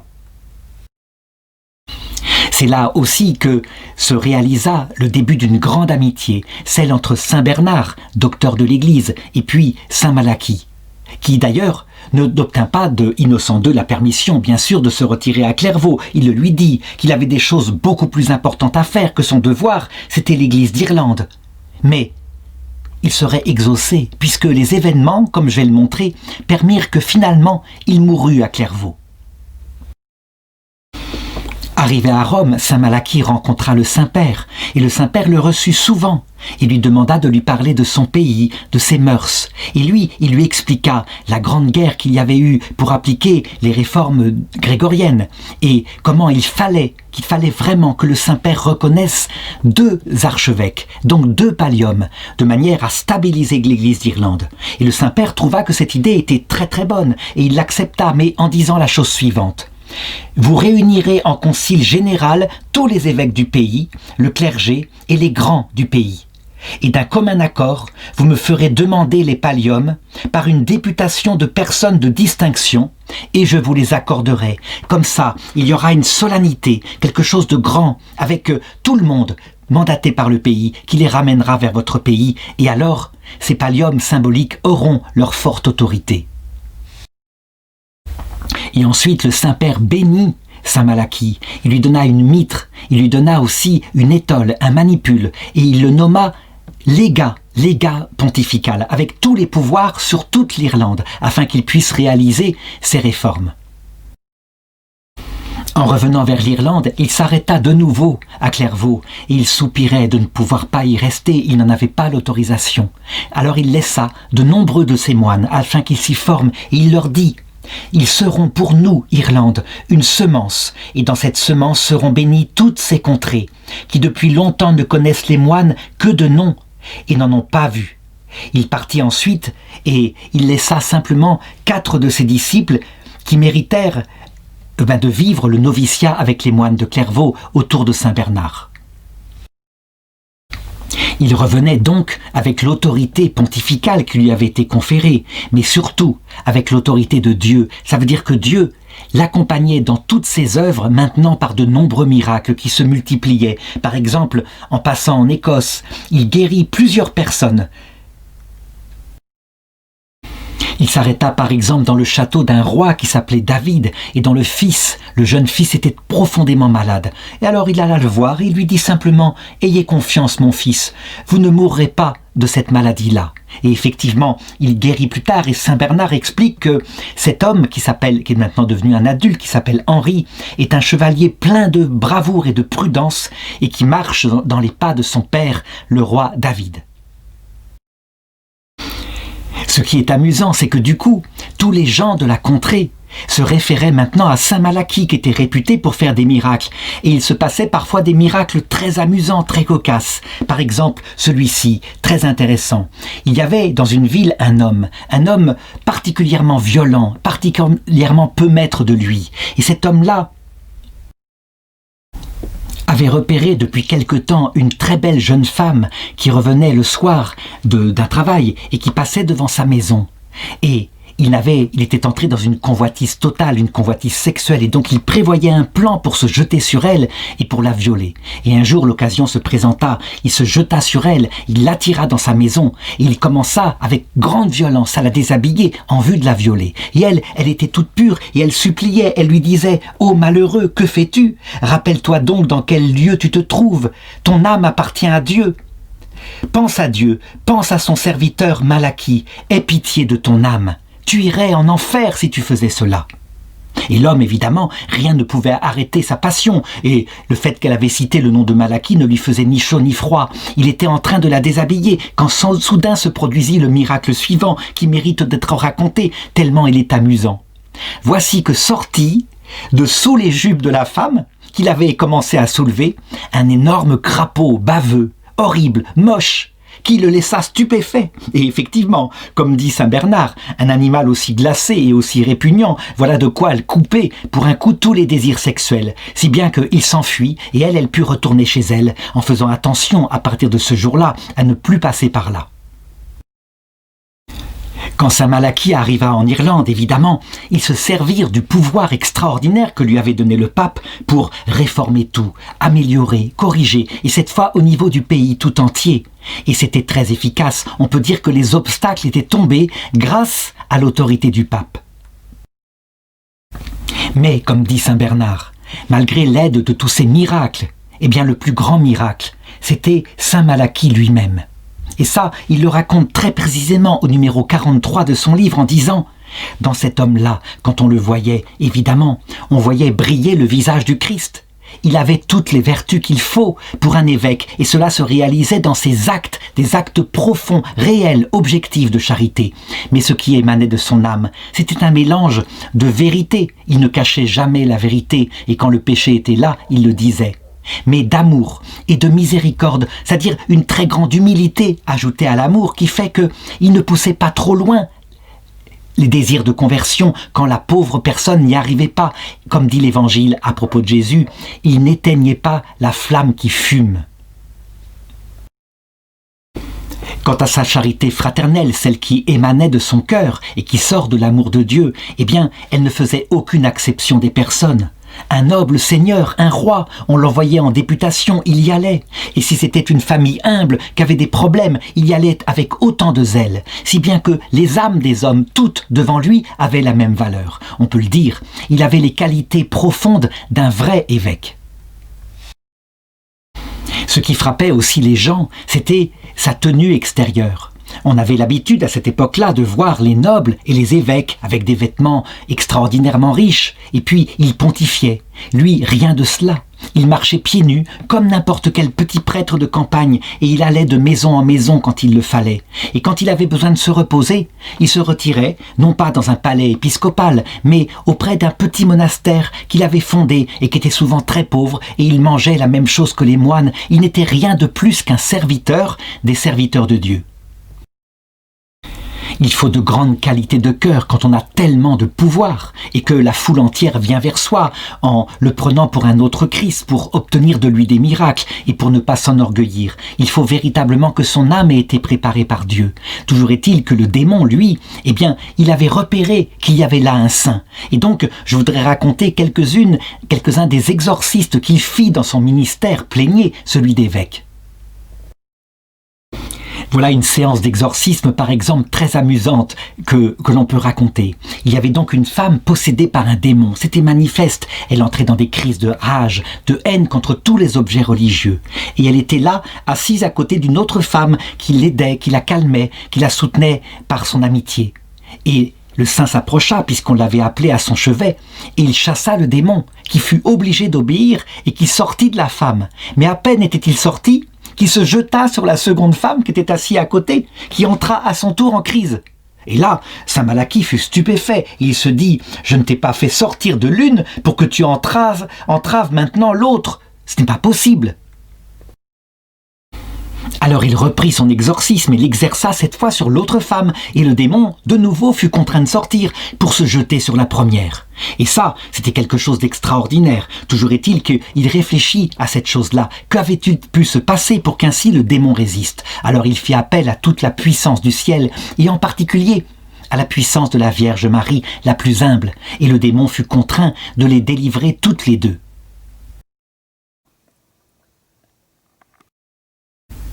Manifestement, saint Malachie était un homme humble, et c'est ça qui mettait le plus en rage les démons et les obligeait à partir. Par exemple, cet autre cas, il y avait dans la partie ouest de l'île un pauvre homme qui était lui aussi possédé par le démon, qui provoquait en lui des maladies terribles. Et il le savait, cette maladie ne venait pas de la nature, elle venait d'un démon.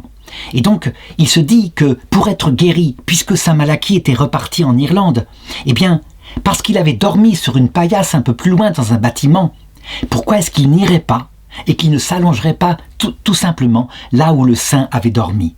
Les démons, évidemment, parlaient et ils disaient « Il faut bien prendre garde que ce misérable ne vienne pas à toucher le lit ou la paillasse de cet hypocrite de Malachie et n'échappe ainsi de nos mains. » Mais lui, il décida de partir en pèlerinage parce qu'il avait du mal à se transporter, ses jambes étaient paralysées, il se traînait, et les démons faisaient tout pour l'empêcher d'arriver à la paillasse, mais à force d'efforts et de persévérance, il y arriva. Il s'allongea sur la paillasse comme il le put, et aussitôt les démons furent contraints de partir. Je voudrais faire ici une remarque. Qui sont ces esprits qu'on voit primitifs, qui agissent avec une violence? Ce ne sont pas, semble-t-il, des anges spirituels tels qu'on les imagine, les anges qui se sont révoltés pour des motifs éminemment intellectuels contre Dieu au début du monde. En réalité, comme le dit saint Paul, il semble bien que, outre les démons qui sont des purs esprits, il y a aussi des esprits intermédiaires qui possèdent peut-être un psychisme, ça veut dire une vie sensible, et qui n'aiment pas aller en enfer parce qu'ils s'y ennuient, au moins sur terre ils s'occupent. C'est ainsi que Jésus le raconte quand il chassa le démon d'une femme et que les démons se jetèrent dans des ports et les ports ensuite se jetèrent dans la mer. C'est pareil, ce n'est pas digne d'un pur esprit.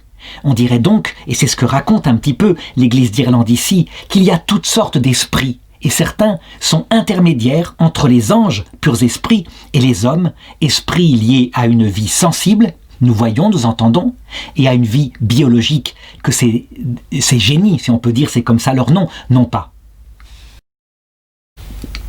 Et les miracles se multipliaient dans ses mains, si bien que le peuple d'Irlande se rapprochait de Dieu, puisque Dieu était tellement puissant. Certes, ils ne le faisaient pas par amour de Dieu, mais parce que c'était encore un esprit plus puissant que leurs anciens démons. Mais de toute façon, l'influence viendrait ensuite. Par exemple, un jour, un homme se présenta à lui qui lui amenait sa femme qui ne pouvait pas parler, qui était muette depuis très longtemps. Et c'était manifestement, une maladie. Il bénit cette femme, il lui ordonna tout de suite de réciter le Notre Père, et elle s'exécuta. et elle parlait, et elle parla jusqu'à la fin de sa vie.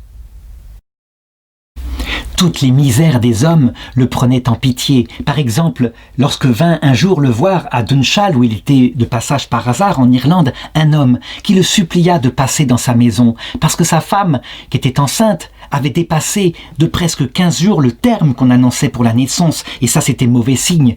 Est-ce qu'elle n'allait pas mourir, et avec elle l'enfant qu'elle portait? Alors le saint lui dit, « Prends ce verre d'eau de ma part, fais-lui boire. Je le bénis tout de suite, et sache que dès qu'elle l'aura bu, tu verras, tout se passera bien, heureusement, et la maman et l'enfant vivront. » Et c'est ce qui se passa.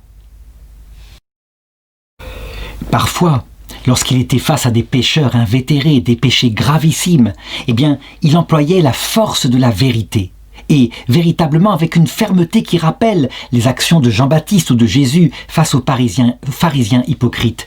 Par exemple, un jour, il rencontra un noble chevalier, et ce chevalier-là, il avait pris la femme de son frère, et il vivait avec, il couchait avec, et évidemment on l'en avertit, et c'était un péché que saint Paul lui-même avait eu à combattre, c'est raconté dans les Actes des Apôtres.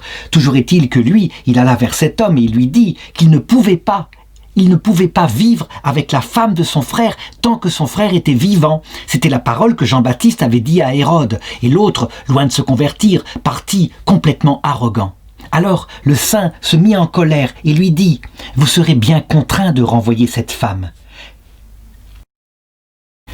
Puisque vous ne voulez pas le faire vous-même, eh bien c'est Dieu lui-même qui vous séparera malgré vous. » Et l'homme partit en ricanant. Et lorsqu'il quitta, voilà qu'il entra dans une auberge, et là il repéra une jeune femme qui était un peu démunie, qui était sans défense. Il se précipita sur elle et il voulut la violer. Elle se défendit comme elle put, mais il y avait là, dans l'auberge, des hommes qui assistèrent à la scène et qui se mirent fort en colère. Ils se précipitèrent sur cet homme et ils l'attaquèrent avec gourdin et couteau, et ils le tuèrent.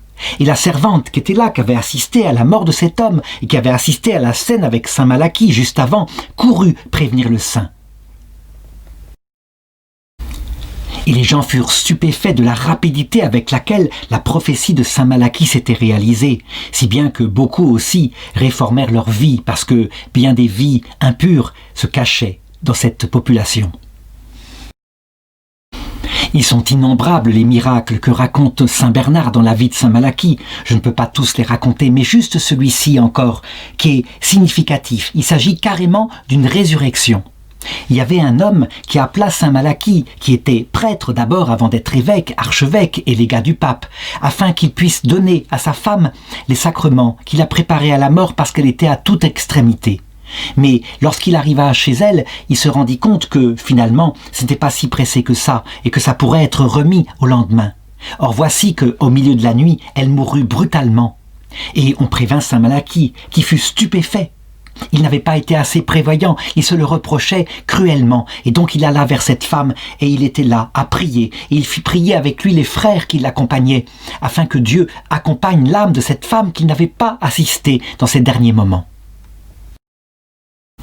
Et il le disait dans sa prière, « Seigneur, j'ai été bien imprudent, c'est moi seul qui suis coupable, c'est moi qui ai différé de lui donner les sacrements, car pour elle, ce n'était pas son avis qu'on tarda davantage. » Et il suppliait pour que Dieu sauve son âme, parce qu'elle était morte sans doute avec des péchés qu'elle n'avait pas pu confesser.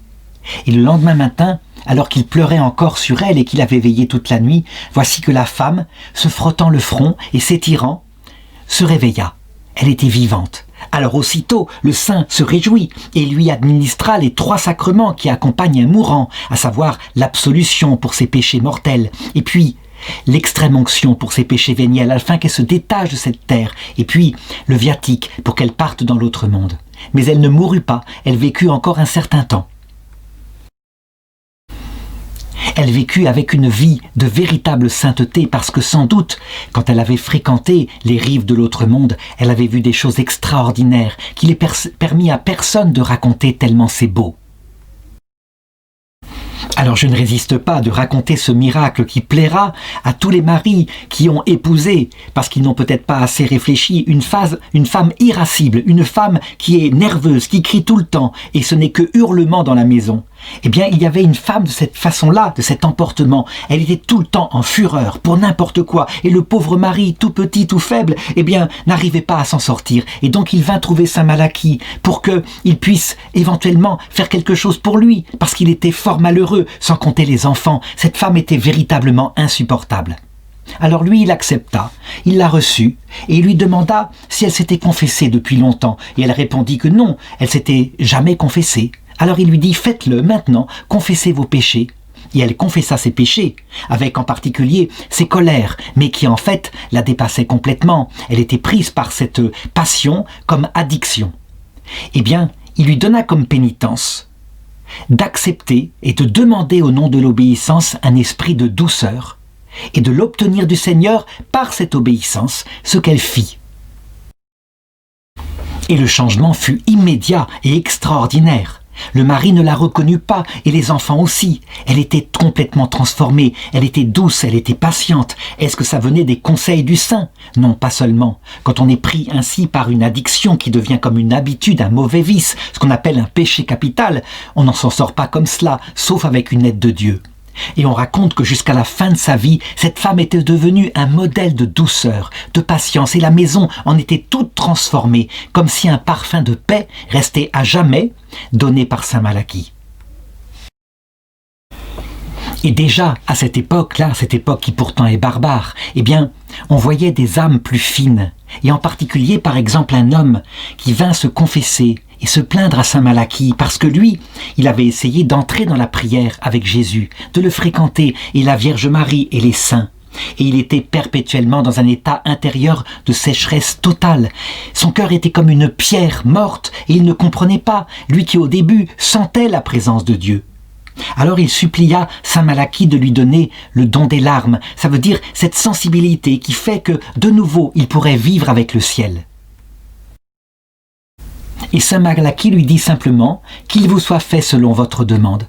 Et aussitôt ses yeux devinrent une source de larmes intarissables, jour et nuit, et il pleurait tout le temps. Et son cœur aussi était ému par Dieu. Alors évidemment, on le sait, la nuit, telle que Dieu l'envoie parfois, elle sert à façonner notre cœur dans l'humilité. La sensibilité, elle est importante, elle nous permet, je dirais, d'être au ciel, comme si on était sur terre. Mais quelquefois, la nuit est nécessaire aussi, sinon on finit par se croire quelqu'un. Ça, ce seront les grands docteurs mystiques qui le développeront plus tard. Saint Malachie, quant à lui, il a affaire à un peuple premier, et donc il fait des petits gestes comme ça qui sont bien suffisants. Car saint Malachie était patient. Il le savait, comme Jésus. Quand Jésus multiplia les pains, par exemple, il vit des foules qui vinrent vers lui. Il ne se faisait pas d'illusions. Il savait très bien que ces foules venaient pour les pains, pour les poissons, et pas tellement pour lui. Et pourtant, il se réjouissait et il disait à ses disciples, « Regardez, la moisson est prête, et les anges n'ont plus qu'à mettre la faucille pour faire la récolte. » Eh bien lui, de la même façon, il agissait comme ça avec beaucoup de patience. Par exemple, il y avait une île qu'il visita, et dans cette île, les gens évidemment étaient contents de le voir, mais pas tellement à cause des prédications qu'il faisait, ils l'écoutaient d'un air discret. Le vrai problème qu'ils avaient, c'est que depuis à peu près 10 ans, les poissons qui remplissaient la mer autour de leur île avaient disparu. Et c'était catastrophique, ce qui fait que la population avait fondu, beaucoup avaient émigré, étaient retournés ailleurs. Eh bien, ce qui les intéressait, c'était de faire revenir les poissons, et ils pensaient qu'avec saint Malachie, le miracle serait obtenu. Et saint Malachie leur disait, « Ah, je sais bien, vous êtes plus attentifs aux poissons qu'à Jésus-Christ. » Et donc on aurait pu dire qu'il aurait pu se montrer avec eux très dur en disant d'abord j'exige une conversion du cœur, que vous écoutiez, mais il savait que en réalité leur cœur n'était pas prêt, que ça se ferait petit à petit. Alors il les exauça, il pria le ciel afin que les poissons reviennent, et les poissons revinrent, ils revinrent le jour même, et la mer redevint presque, c'est ce que disaient les habitants, plus poissonneuse qu'avant.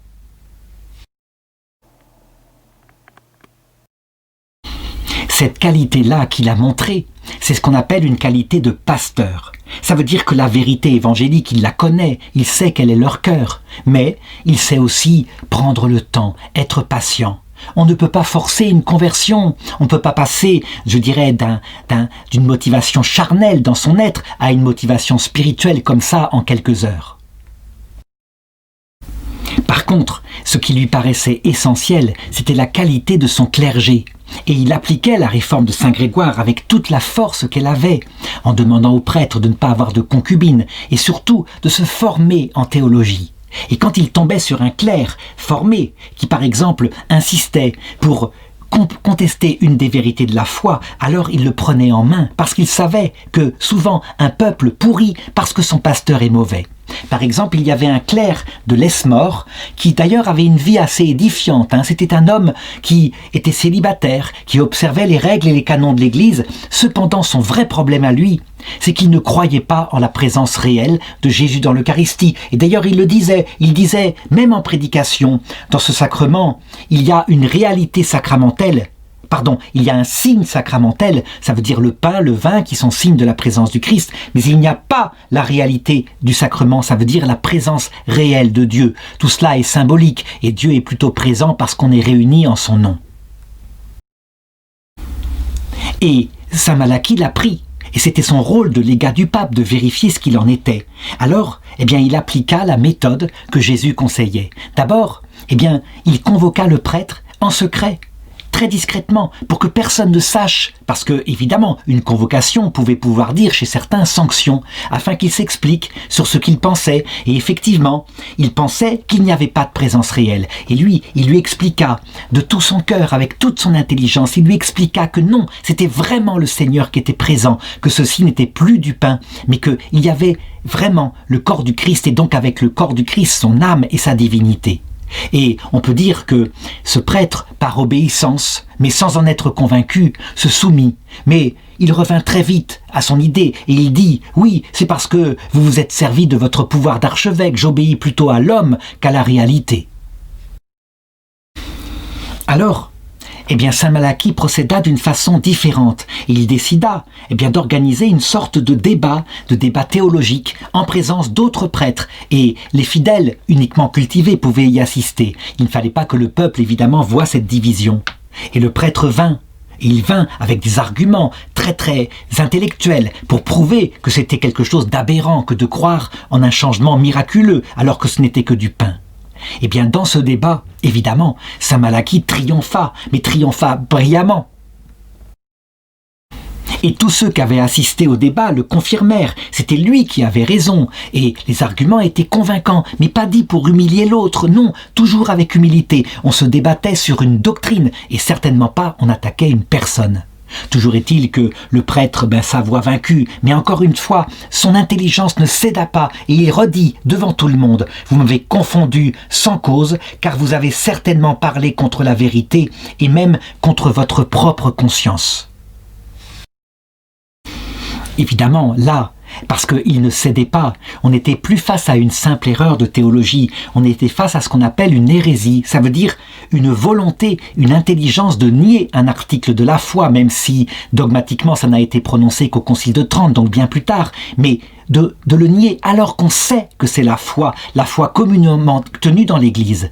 Et donc qu'est-ce qu'il fallait faire? Il aurait pu corrompre, on peut dire, le reste du clergé et répandre le doute dans l'Église. Et donc il décida d'appliquer malheureusement, à défaut, et parce qu'il fallait bien, la sanction canonique, à savoir qu'il le déclara hérétique et il l'anathémisa, ce qui le mit évidemment en colère. Et il dit « Vous sacrifiez tout à un homme parce que évidemment les gens se détournaient de lui plutôt qu'à la vérité. Mais moi je me donnerais bien de sacrifier la vérité à une personne, fût-elle archevêque. » Évidemment, on ne pouvait pas faire grand-chose devant une telle obstination, si ce n'est le faire taire. L'archevêque Malachie lui répondit simplement « Tu ne veux pas comprendre? Alors, le Seigneur, lui, il saura bien te contraindre à confesser la vérité. Il prendra les moyens et il remit tout dans les mains de Dieu. » Et Dieu ne tarda pas à agir. À peine sorti de la réunion, cet homme s'était tellement échauffé, il était tellement en colère que quand il rentra chez lui, il fut pris par une attaque et il tomba par terre. Et là, il fut ramassé en route par un fou, parce qu'à l'époque il n'y avait pas d'hôpitaux psychiatriques, un fou qui le trouva et qui lui demanda ce qui n'allait pas. Et le prêtre lui répondit « Voudriez-vous m'aider? Je n'arrive plus à marcher, je ne sais pas ce qui m'arrive, mes jambes sont toutes faibles et toutes molles. » Et le fou lui répondit tout bonnement, comme ça, sans aucun surmoi, comme on dit. Quand on en est là, ce n'est pas un mal quelconque qu'on a, mais c'est la mort qui approche. Et ça frappa profondément le prêtre. Il demanda au fou de l'aider à rentrer chez lui. Et là, quand il fut allongé sur son lit, alors il l'envoya pour aller chercher l'évêque Malachi, qui vint aussitôt près de lui. Et là, il lui dit « Ce qui m'est arrivé, manifestement, est en rapport avec mon péché. » Et donc, il renonça à son erreur, il confessa la foi catholique, et le saint lui donna l'absolution, et le viatique, et l'extrême onction. Je vous ai montré par une autre aventure à quel point la puissance de Dieu agissait avec l'homme. L'homme en lui-même, saint Malachi n'aurait rien pu faire malgré son talent, sa persuasion extraordinaire. Non, il fallait que Dieu agisse aussi en accompagnant la parole de Malachi par les signes et les miracles. En effet, il y avait une ville où deux factions étaient véritablement dans une haine qui durait depuis plusieurs générations, un peu une haine à la mode des Corses, où on ne sait plus pourquoi on se bat, mais on se bat. Et toujours est-il que personne ne voulait céder. Et évidemment, saint Malachi fut appelé pour essayer de résoudre cette vengeance et de faire que la paix soit retrouvée, parce qu'il y avait des morts. Et lui, comme il était occupé ailleurs, eh bien, il délégua un de ses amis évêques afin qu'il allât et qu'il discute avec cette famille. Et l'évêque lui dit « Mais je n'y arriverai jamais, je suis incapable, il faut que tu y ailles toi-même. » Et Malachi lui dit « Allez toujours, et le Seigneur sera avec vous. » Et alors l'évêque obéit en disant « Eh bien, si on ne m'écoute pas, j'en appellerai à votre paternité. » Et Malachi sourit et répondit « Eh bien, il en sera ainsi. » Et donc l'évêque partit, et il essaya de réconcilier cette famille, et il sembla y arriver, en apparence comme ça. En réalité, il y avait une famille qui sincèrement, ne serait-ce que parce qu'il parlait au nom de Malachi et qu'il avait été envoyé par lui, était dans un acte de paix, tandis que l'autre ne faisait que ruser. Et donc, alors qu'ils se réunissaient ensemble pour faire un repas commun et pour sceller la paix, alors qu'une des factions était tout à fait confiante, l'autre se jeta sur elle et commença à les battre et aussi à les poursuivre et à en tuer certains et à en mettre d'autres en prison, tandis que certains avaient pu s'enfuir, fort heureusement. Et il les poursuivait ainsi. Et évidemment, le pauvre évêque, qui avait constaté la fausseté de ce qui s'était passé, le mensonge, il courut vers saint Malachi en lui expliquant la chose. Et saint Malachi se mit en prière. Et il confia à Dieu cette chose qui est évidemment une grande traîtrise. Et ceux qui avaient attaqué, ceux qui s'étaient montrés rusés, eh bien poursuivaient partout et essayaient de rattraper les fuyards pour les tuer ou pour les mettre hors de combat. Et voilà ce qu'il se passa. Eh bien, il se répandit parmi les agresseurs une rumeur, à savoir que le parti adverse, qui soi-disant était en fuite, en fait, s'était regroupé à l'endroit où étaient leurs femmes et leurs enfants, et les avait attaqués, et que les maisons étaient en feu, et qu'il n'y avait que presque pas de survivants. Et ils crurent à cette rumeur, et alors ils arrêtèrent la poursuite, et ils se précipitèrent vers leur maison pour voir si c'était vrai. Et quand ils arrivèrent à leur maison, ils s'aperçurent que rien n'était vrai, tout était intact, personne n'avait été attaqué. Et là, ils se rendirent compte que, en fait, ils avaient été victimes du même esprit qui les avait poussés à agir, l'esprit du mensonge. Quant aux adversaires qui avaient été trahis et qui avaient perdu beaucoup de monde, eh bien, ils se regroupèrent et ils profitèrent de cela pour méditer une contre-attaque. Et comment leur en vouloir, évidemment, puisqu'ils avaient subi la traîtrise. Et donc ils partirent effectivement avec leurs armes pour se venger de la ruse des autres. Et ils devaient franchir pour cela une rivière qu'ils franchirent facilement, et puis ensuite un petit ruisseau pas très grand. Mais il s'avéra que ce ruisseau, ils le trouvèrent partout où ils voulaient le franchir, profond et, je dirais, rempli d'eau, au point qu'on ne pouvait le traverser. Et ils se demandaient pourquoi, comment se faisait-il qu'ils n'y arrivaient pas. En réalité, c'était l'action de Dieu. Ce ruisseau était tout petit. C'était l'action de Dieu qui empêchait, par sa puissance, la vengeance. Et alors saint Malachi suivit son évêque, l'évêque qu'il avait envoyé, et il réunit de nouveau les factions. Et cette fois, il parla et il leur raconta tout ce qui s'était passé, comment Dieu avait agi pour les empêcher de mener à bout soit la ruse d'un côté, soit la vengeance de l'autre, et que maintenant, c'était la volonté de Dieu s'ils ne voulaient pas se damner pour l'éternité, qu'ils se promettent de ne plus réattaquer, et qu'ils tiennent leur serment, et qu'ils fassent un serment écrit, un serment réciproque. Ce qu'ils firent, il fut bien contraint, et c'est ainsi que la paix fut rétablie. Voilà comment il faut agir, comme dit saint Ignace de Loyola, comme si Dieu ne faisait rien, donc vraiment prendre tous les moyens pour rétablir la paix dans des circonstances comme ça. Mais il faut prier, parce qu'on sait que c'est Dieu qui fait tout, et que nous ne sommes que des combattants, mais la victoire appartient à Dieu, comme l'a montré cette histoire. Il me reste maintenant à raconter l'événement qui est sans doute le plus important pour nous, la mort de saint Malachie. Et en effet, la mort des saints est dans la main de Dieu. Et il s'avéra que Dieu voulut faire de la mort de ce saint quelque chose qui servit de lumière à toute l'Europe. Et ce fut providentiel, parce que saint Malachie devait devenir quelque part celui qui répandit en Occident la dévotion aux âmes du purgatoire. Voilà comment d'abord les événements se précisèrent. Saint Malachie, on le sait, il aimait vivre dans la vie monastique avec ses frères en Irlande, et il y allait souvent. Et un jour, à l'occasion d'une récréation, les frères l'interrogèrent en parlant autour de lui, l'interrogèrent sur ce qu'il souhaitait, s'il devait émettre un vœu comme ça, ce qu'il souhaitait demander à Dieu pour sa mort. Oh, il ne lui demandait pas de prédire, mais tout de même de dire quels étaient ses vœux. Et alors il leur répondit. Il leur répondit que s'il venait à mourir en ce pays d'Irlande, alors son souhait le plus cher serait de mourir auprès de la tombe de saint Patrick, le patron de ce lieu, celui qui avait fondé l'Église. Mais que si Dieu permettait qu'il meure en voyage, alors que son souhait le plus cher était de mourir à Clairvaux. Donc à Clairvaux, ça veut dire dans l'abbaye où était son ami saint Bernard et où il avait souhaité, depuis qu'il l'avait découvert, vivre une vie monastique profonde, spirituelle, contemplative. Alors évidemment, il ne prophétisait pas, mais il disait simplement son vœu publiquement. Eh bien, Dieu daigna l'exaucer. Les frères continuèrent à l'interroger et lui demandèrent « Et s'il devait choisir le jour où il devait mourir, quel jour choisirait-il » Alors il leur répondit « Ah, si je pouvais le choisir, alors je mourrais même le jour de la solennité des Trépassés. » Donc le 2 novembre, qui est une fête spécifique de l'Irlande. Et voilà comment, la Providence daigna, elle qui tient les événements dans ses mains, il daigna exaucer son vœu. Il s'avère, je l'ai dit au début de cette vidéo, que saint Malachie était allé voir le pape Innocent II pour obtenir pour l'Irlande 2 palliums, ça veut dire 2 sièges archiépiscopaux. Et malheureusement, le pape était mort avant d'avoir pu réaliser cela.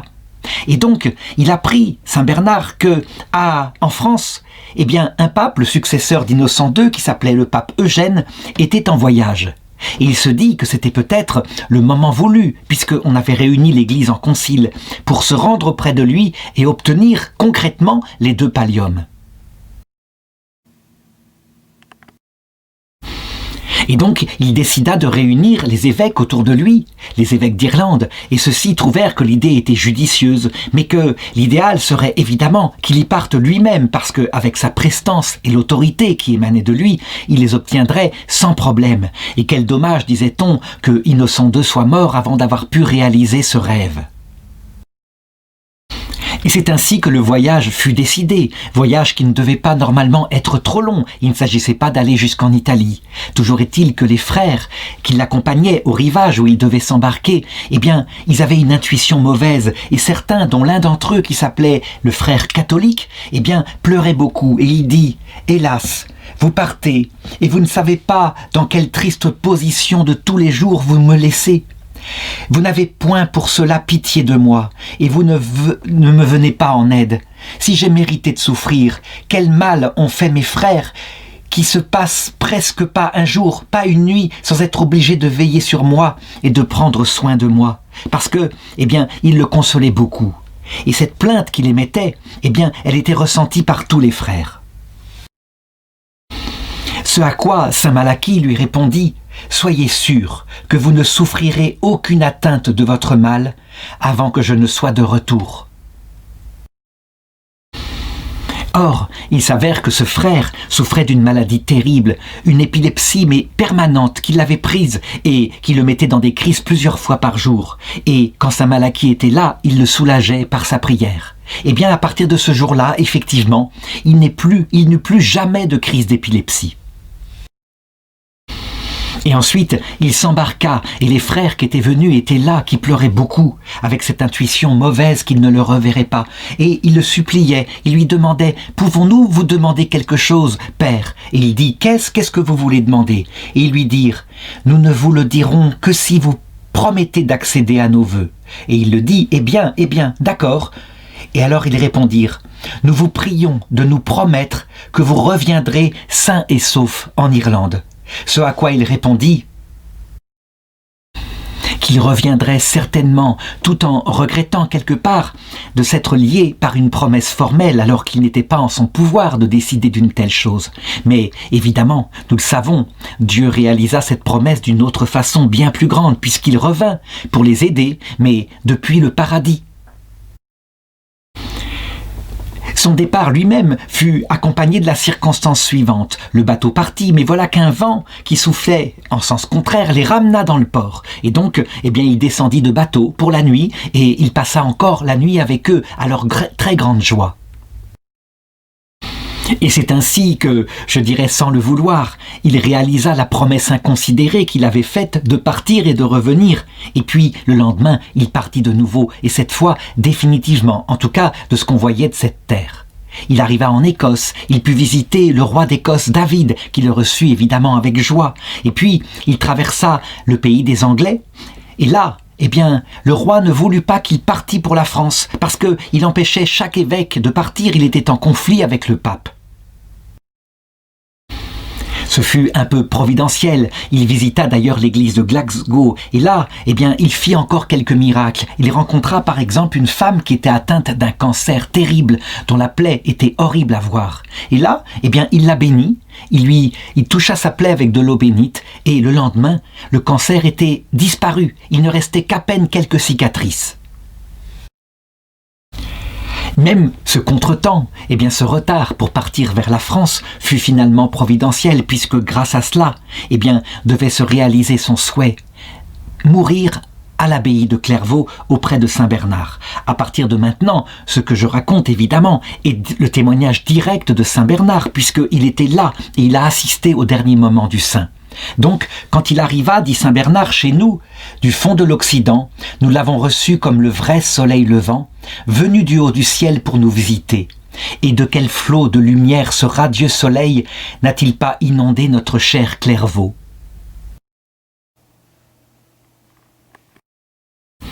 Il se souvient ensuite de la façon dont il l'a accueilli dans la joie, dont ils se sont embrassés, et ensuite comment ils ont discuté longuement de Dieu et du voyage vers le ciel. Et il le disait, notre saint voyageur montrait à chacun un visage gai et affable.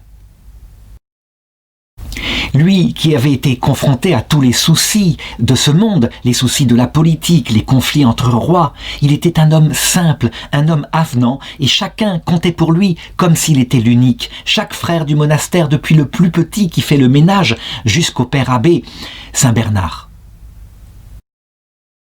Et il vivait avec eux de leur vie monastique. Quand arriva le jour de la solennité de Saint Luc, l'apôtre, celui qui a écrit l'évangile qui porte son nom. Et il célébra la messe avec piété et avec sa ferveur habituelle, quand, après la messe, il fut pris de fièvre et se mit au lit. Tandis que nous, les frères de Clairvaux, nous étions aussi malades. Il s'était répandu quelque chose, nous ne savions d'où cela ne venait. Et évidemment, beaucoup de frères furent couchés aussi, se mirent au lit pour attendre que la fièvre baisse, tandis que d'autres, ceux qui étaient en parfaite santé, s'empressaient auprès de Saint Malachie pour le servir dans sa chambre, pour lui apporter quelque réconfort, et lui disaient simplement « Tout ce que vous faites là est inutile, néanmoins, pour vous être agréable, je veux bien me prêter à faire tout ce que vous exigerez de moi. » Il y avait en particulier un frère médecin qui venait l'approcher et qui le rassurait en disant « Mais c'est une petite fièvre, ce n'est pas bien grave, rien n'annonce votre mort. » À ce quoi il lui répondit « Il faut que Malachie quitte ce corps cette année même, et le jour que j'ai toujours désiré, comme vous le savez, est celui de ma mort. Il approche. Je sais bien que j'ai placé mes espérances et que je suis sûr de ne pas être frustré dans mon attente, puisque déjà la moitié de mes vœux est accomplie. Celui qui m'a fait la grâce de m'amener ici, comme je le désirais, ne peut pas me refuser de m'y faire trouver la fin que j'ai toujours souhaitée. Pour ce qui est de ce misérable corps, c'est ici qu'il doit reposer. Quant à mon âme, Dieu qui sauve ceux qui mettent leur espérance en lui, saura pourvoir à son sort. J'espère beaucoup dans le jour où l'on fait tant de prières pour les morts. Or ce jour, justement, c'était le 2 novembre et il n'était pas bien loin.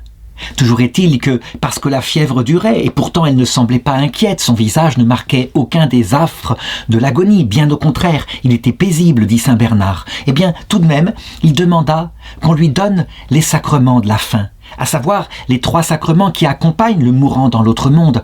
D'abord, la confession des péchés, pour faire disparaître tout ce qui aurait blessé le cœur de Dieu ou le cœur du prochain. Les péchés mortels, en l'occurrence. Et puis, en deuxième, le sacrement de l'extrême onction, parce que il faut se détacher de cette terre, et donc tous les restes d'attache à ce monde qui passe doivent disparaître. C'est ce que vise ce sacrement, qui peut aussi nous guérir. Et puis, enfin, sommet de tout, le viatique, ça veut dire l'Eucharistie, le Christ qui descend dans le cœur et qui permet de nous accompagner dans le passage de la mort, avant de le voir cette fois non plus sous la forme du pain, mais en réalité dans son apparition glorieuse avec les saints et la Vierge Marie.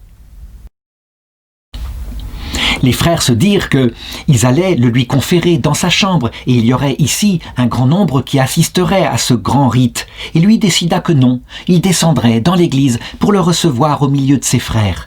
Et on accepta. Il descendit donc paisiblement, toujours avec cette fièvre. Et donc la cérémonie, toute la communauté y assista.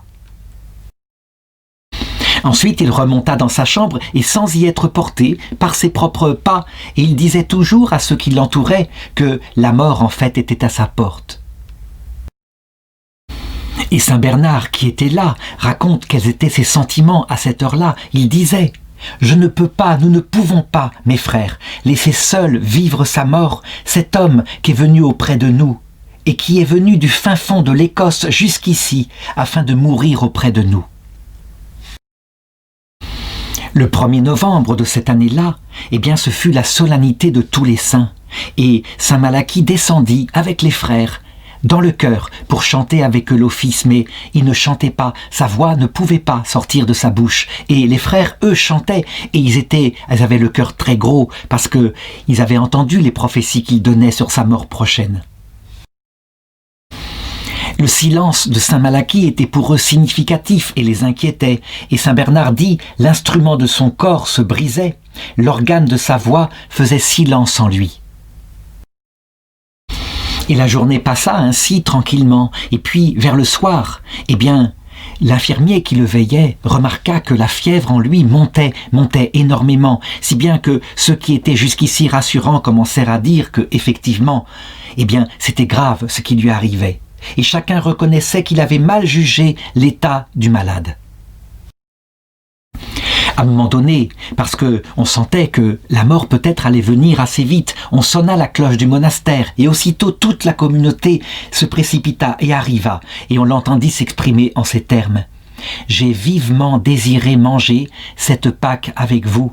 Grâce à la bonté de Dieu, je ne serai pas trompé dans mes désirs. » Et par là, il annonçait qu'il avait vraiment désiré partir à Clairvaux et que ça lui était accordé.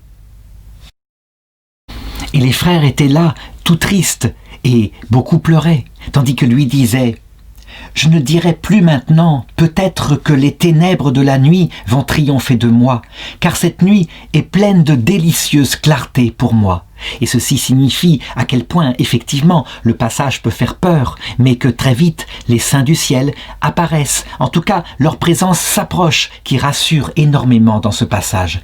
Et puis, il consolait les frères en leur disant avec bonté « Ayez soin de moi, et moi, si Dieu m'en fait grâce, vous verrez, je me souviendrai de vous. Or, il me la fera certainement, car j'ai toujours eu foi en lui, et tout est possible à celui qui a la foi. J'ai aimé Dieu et je vous ai aimé, or la charité ne peut pas périr. »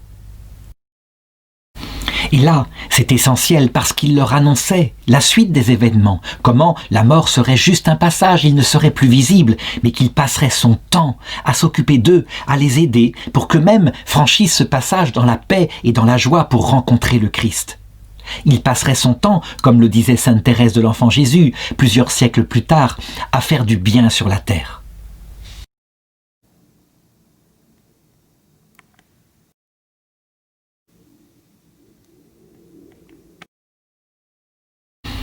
Et à un moment donné, alors que tous les moines étaient là réunis, il leva les yeux au ciel et il pria. Il dit « Seigneur Dieu, conservez-les en votre nom, non seulement eux, mais encore tous ceux qui sont à ma voix et par mon ministère consacré à votre service. » Et alors, il imposa les mains sur eux et il les bénit tous. Et ensuite, il leur ordonna de retourner dans leurs cellules pour prendre un peu de repos, ce qu'ils firent en laissant simplement un veilleur auprès de lui. Ensuite arrivèrent les matines, ça veut dire le moment où les moines se lèvent dans la nuit, et tous se levèrent et donc ils revinrent auprès de saint Malachie. Donc la chambre était remplie de monde et toute la communauté était présente, sans compter beaucoup d'abbés qui étaient venus se joindre à la communauté. Et il chantait l'office dans sa chambre. Et lui était là qui écoutait et qui veillait paisiblement avec un visage parfaitement serein. Et pendant qu'on chantait, eh bien, sans qu'on s'en aperçût, il partit. Et tout le monde croyait qu'il dormait simplement parce qu'il n'y avait eu aucun mouvement particulier. Mais en fait, on se rendit compte un peu plus tard qu'il était parti, qu'il était mort. Et sa vie ressemblait à sa mort, ce qui indique à quel point ce passage qui fait si peur, eh bien, est normal. Et saint Bernard le raconte, lui qui fut témoin des événements, le passage de l'un à l'autre état fut insensible. Saint Bernard écrit: il était dans sa 54e année quand il nous fut enlevé, ce 2 novembre 1148 de l'année du Seigneur, par les anges, et au jour et à l'endroit qu'il avait choisi et prédit. C'est ainsi qu'il s'endormit dans le Seigneur. Quand les frères se rendirent compte qu'il était mort, alors aussitôt, ce qui était jusqu'ici des larmes et du chagrin se transforma en une grande joie, parce qu'ils savaient qu'il était parti dans l'autre monde. Et donc avec les abbés, eh bien, on se chargea de transporter son corps jusqu'à la chapelle.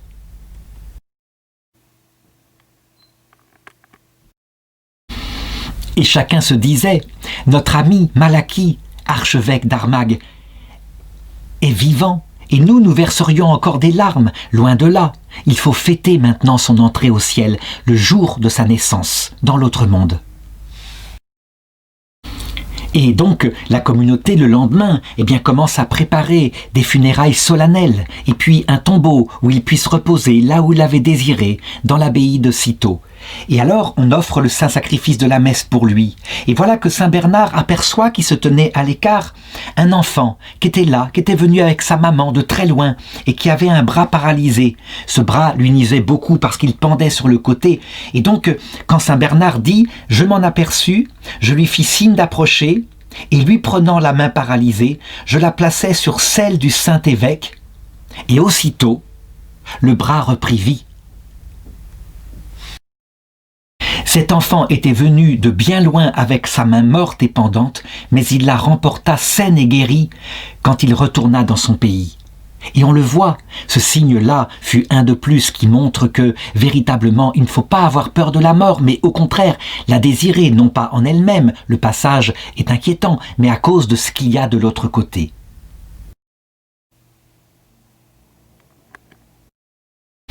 Lorsque les cérémonies furent terminées, eh bien, nous étions le 3 novembre 1148 et on enterra saint Malachie dans la chapelle même de Marie, la Sainte Mère de Dieu, où il aimait venir prier. Et c'est ainsi qu'on comprend le rôle très important de la Vierge Marie, qui vient à l'heure de la mort, comme on le lui demande, en récitant les « Je vous salue Marie » et à l'heure de notre mort.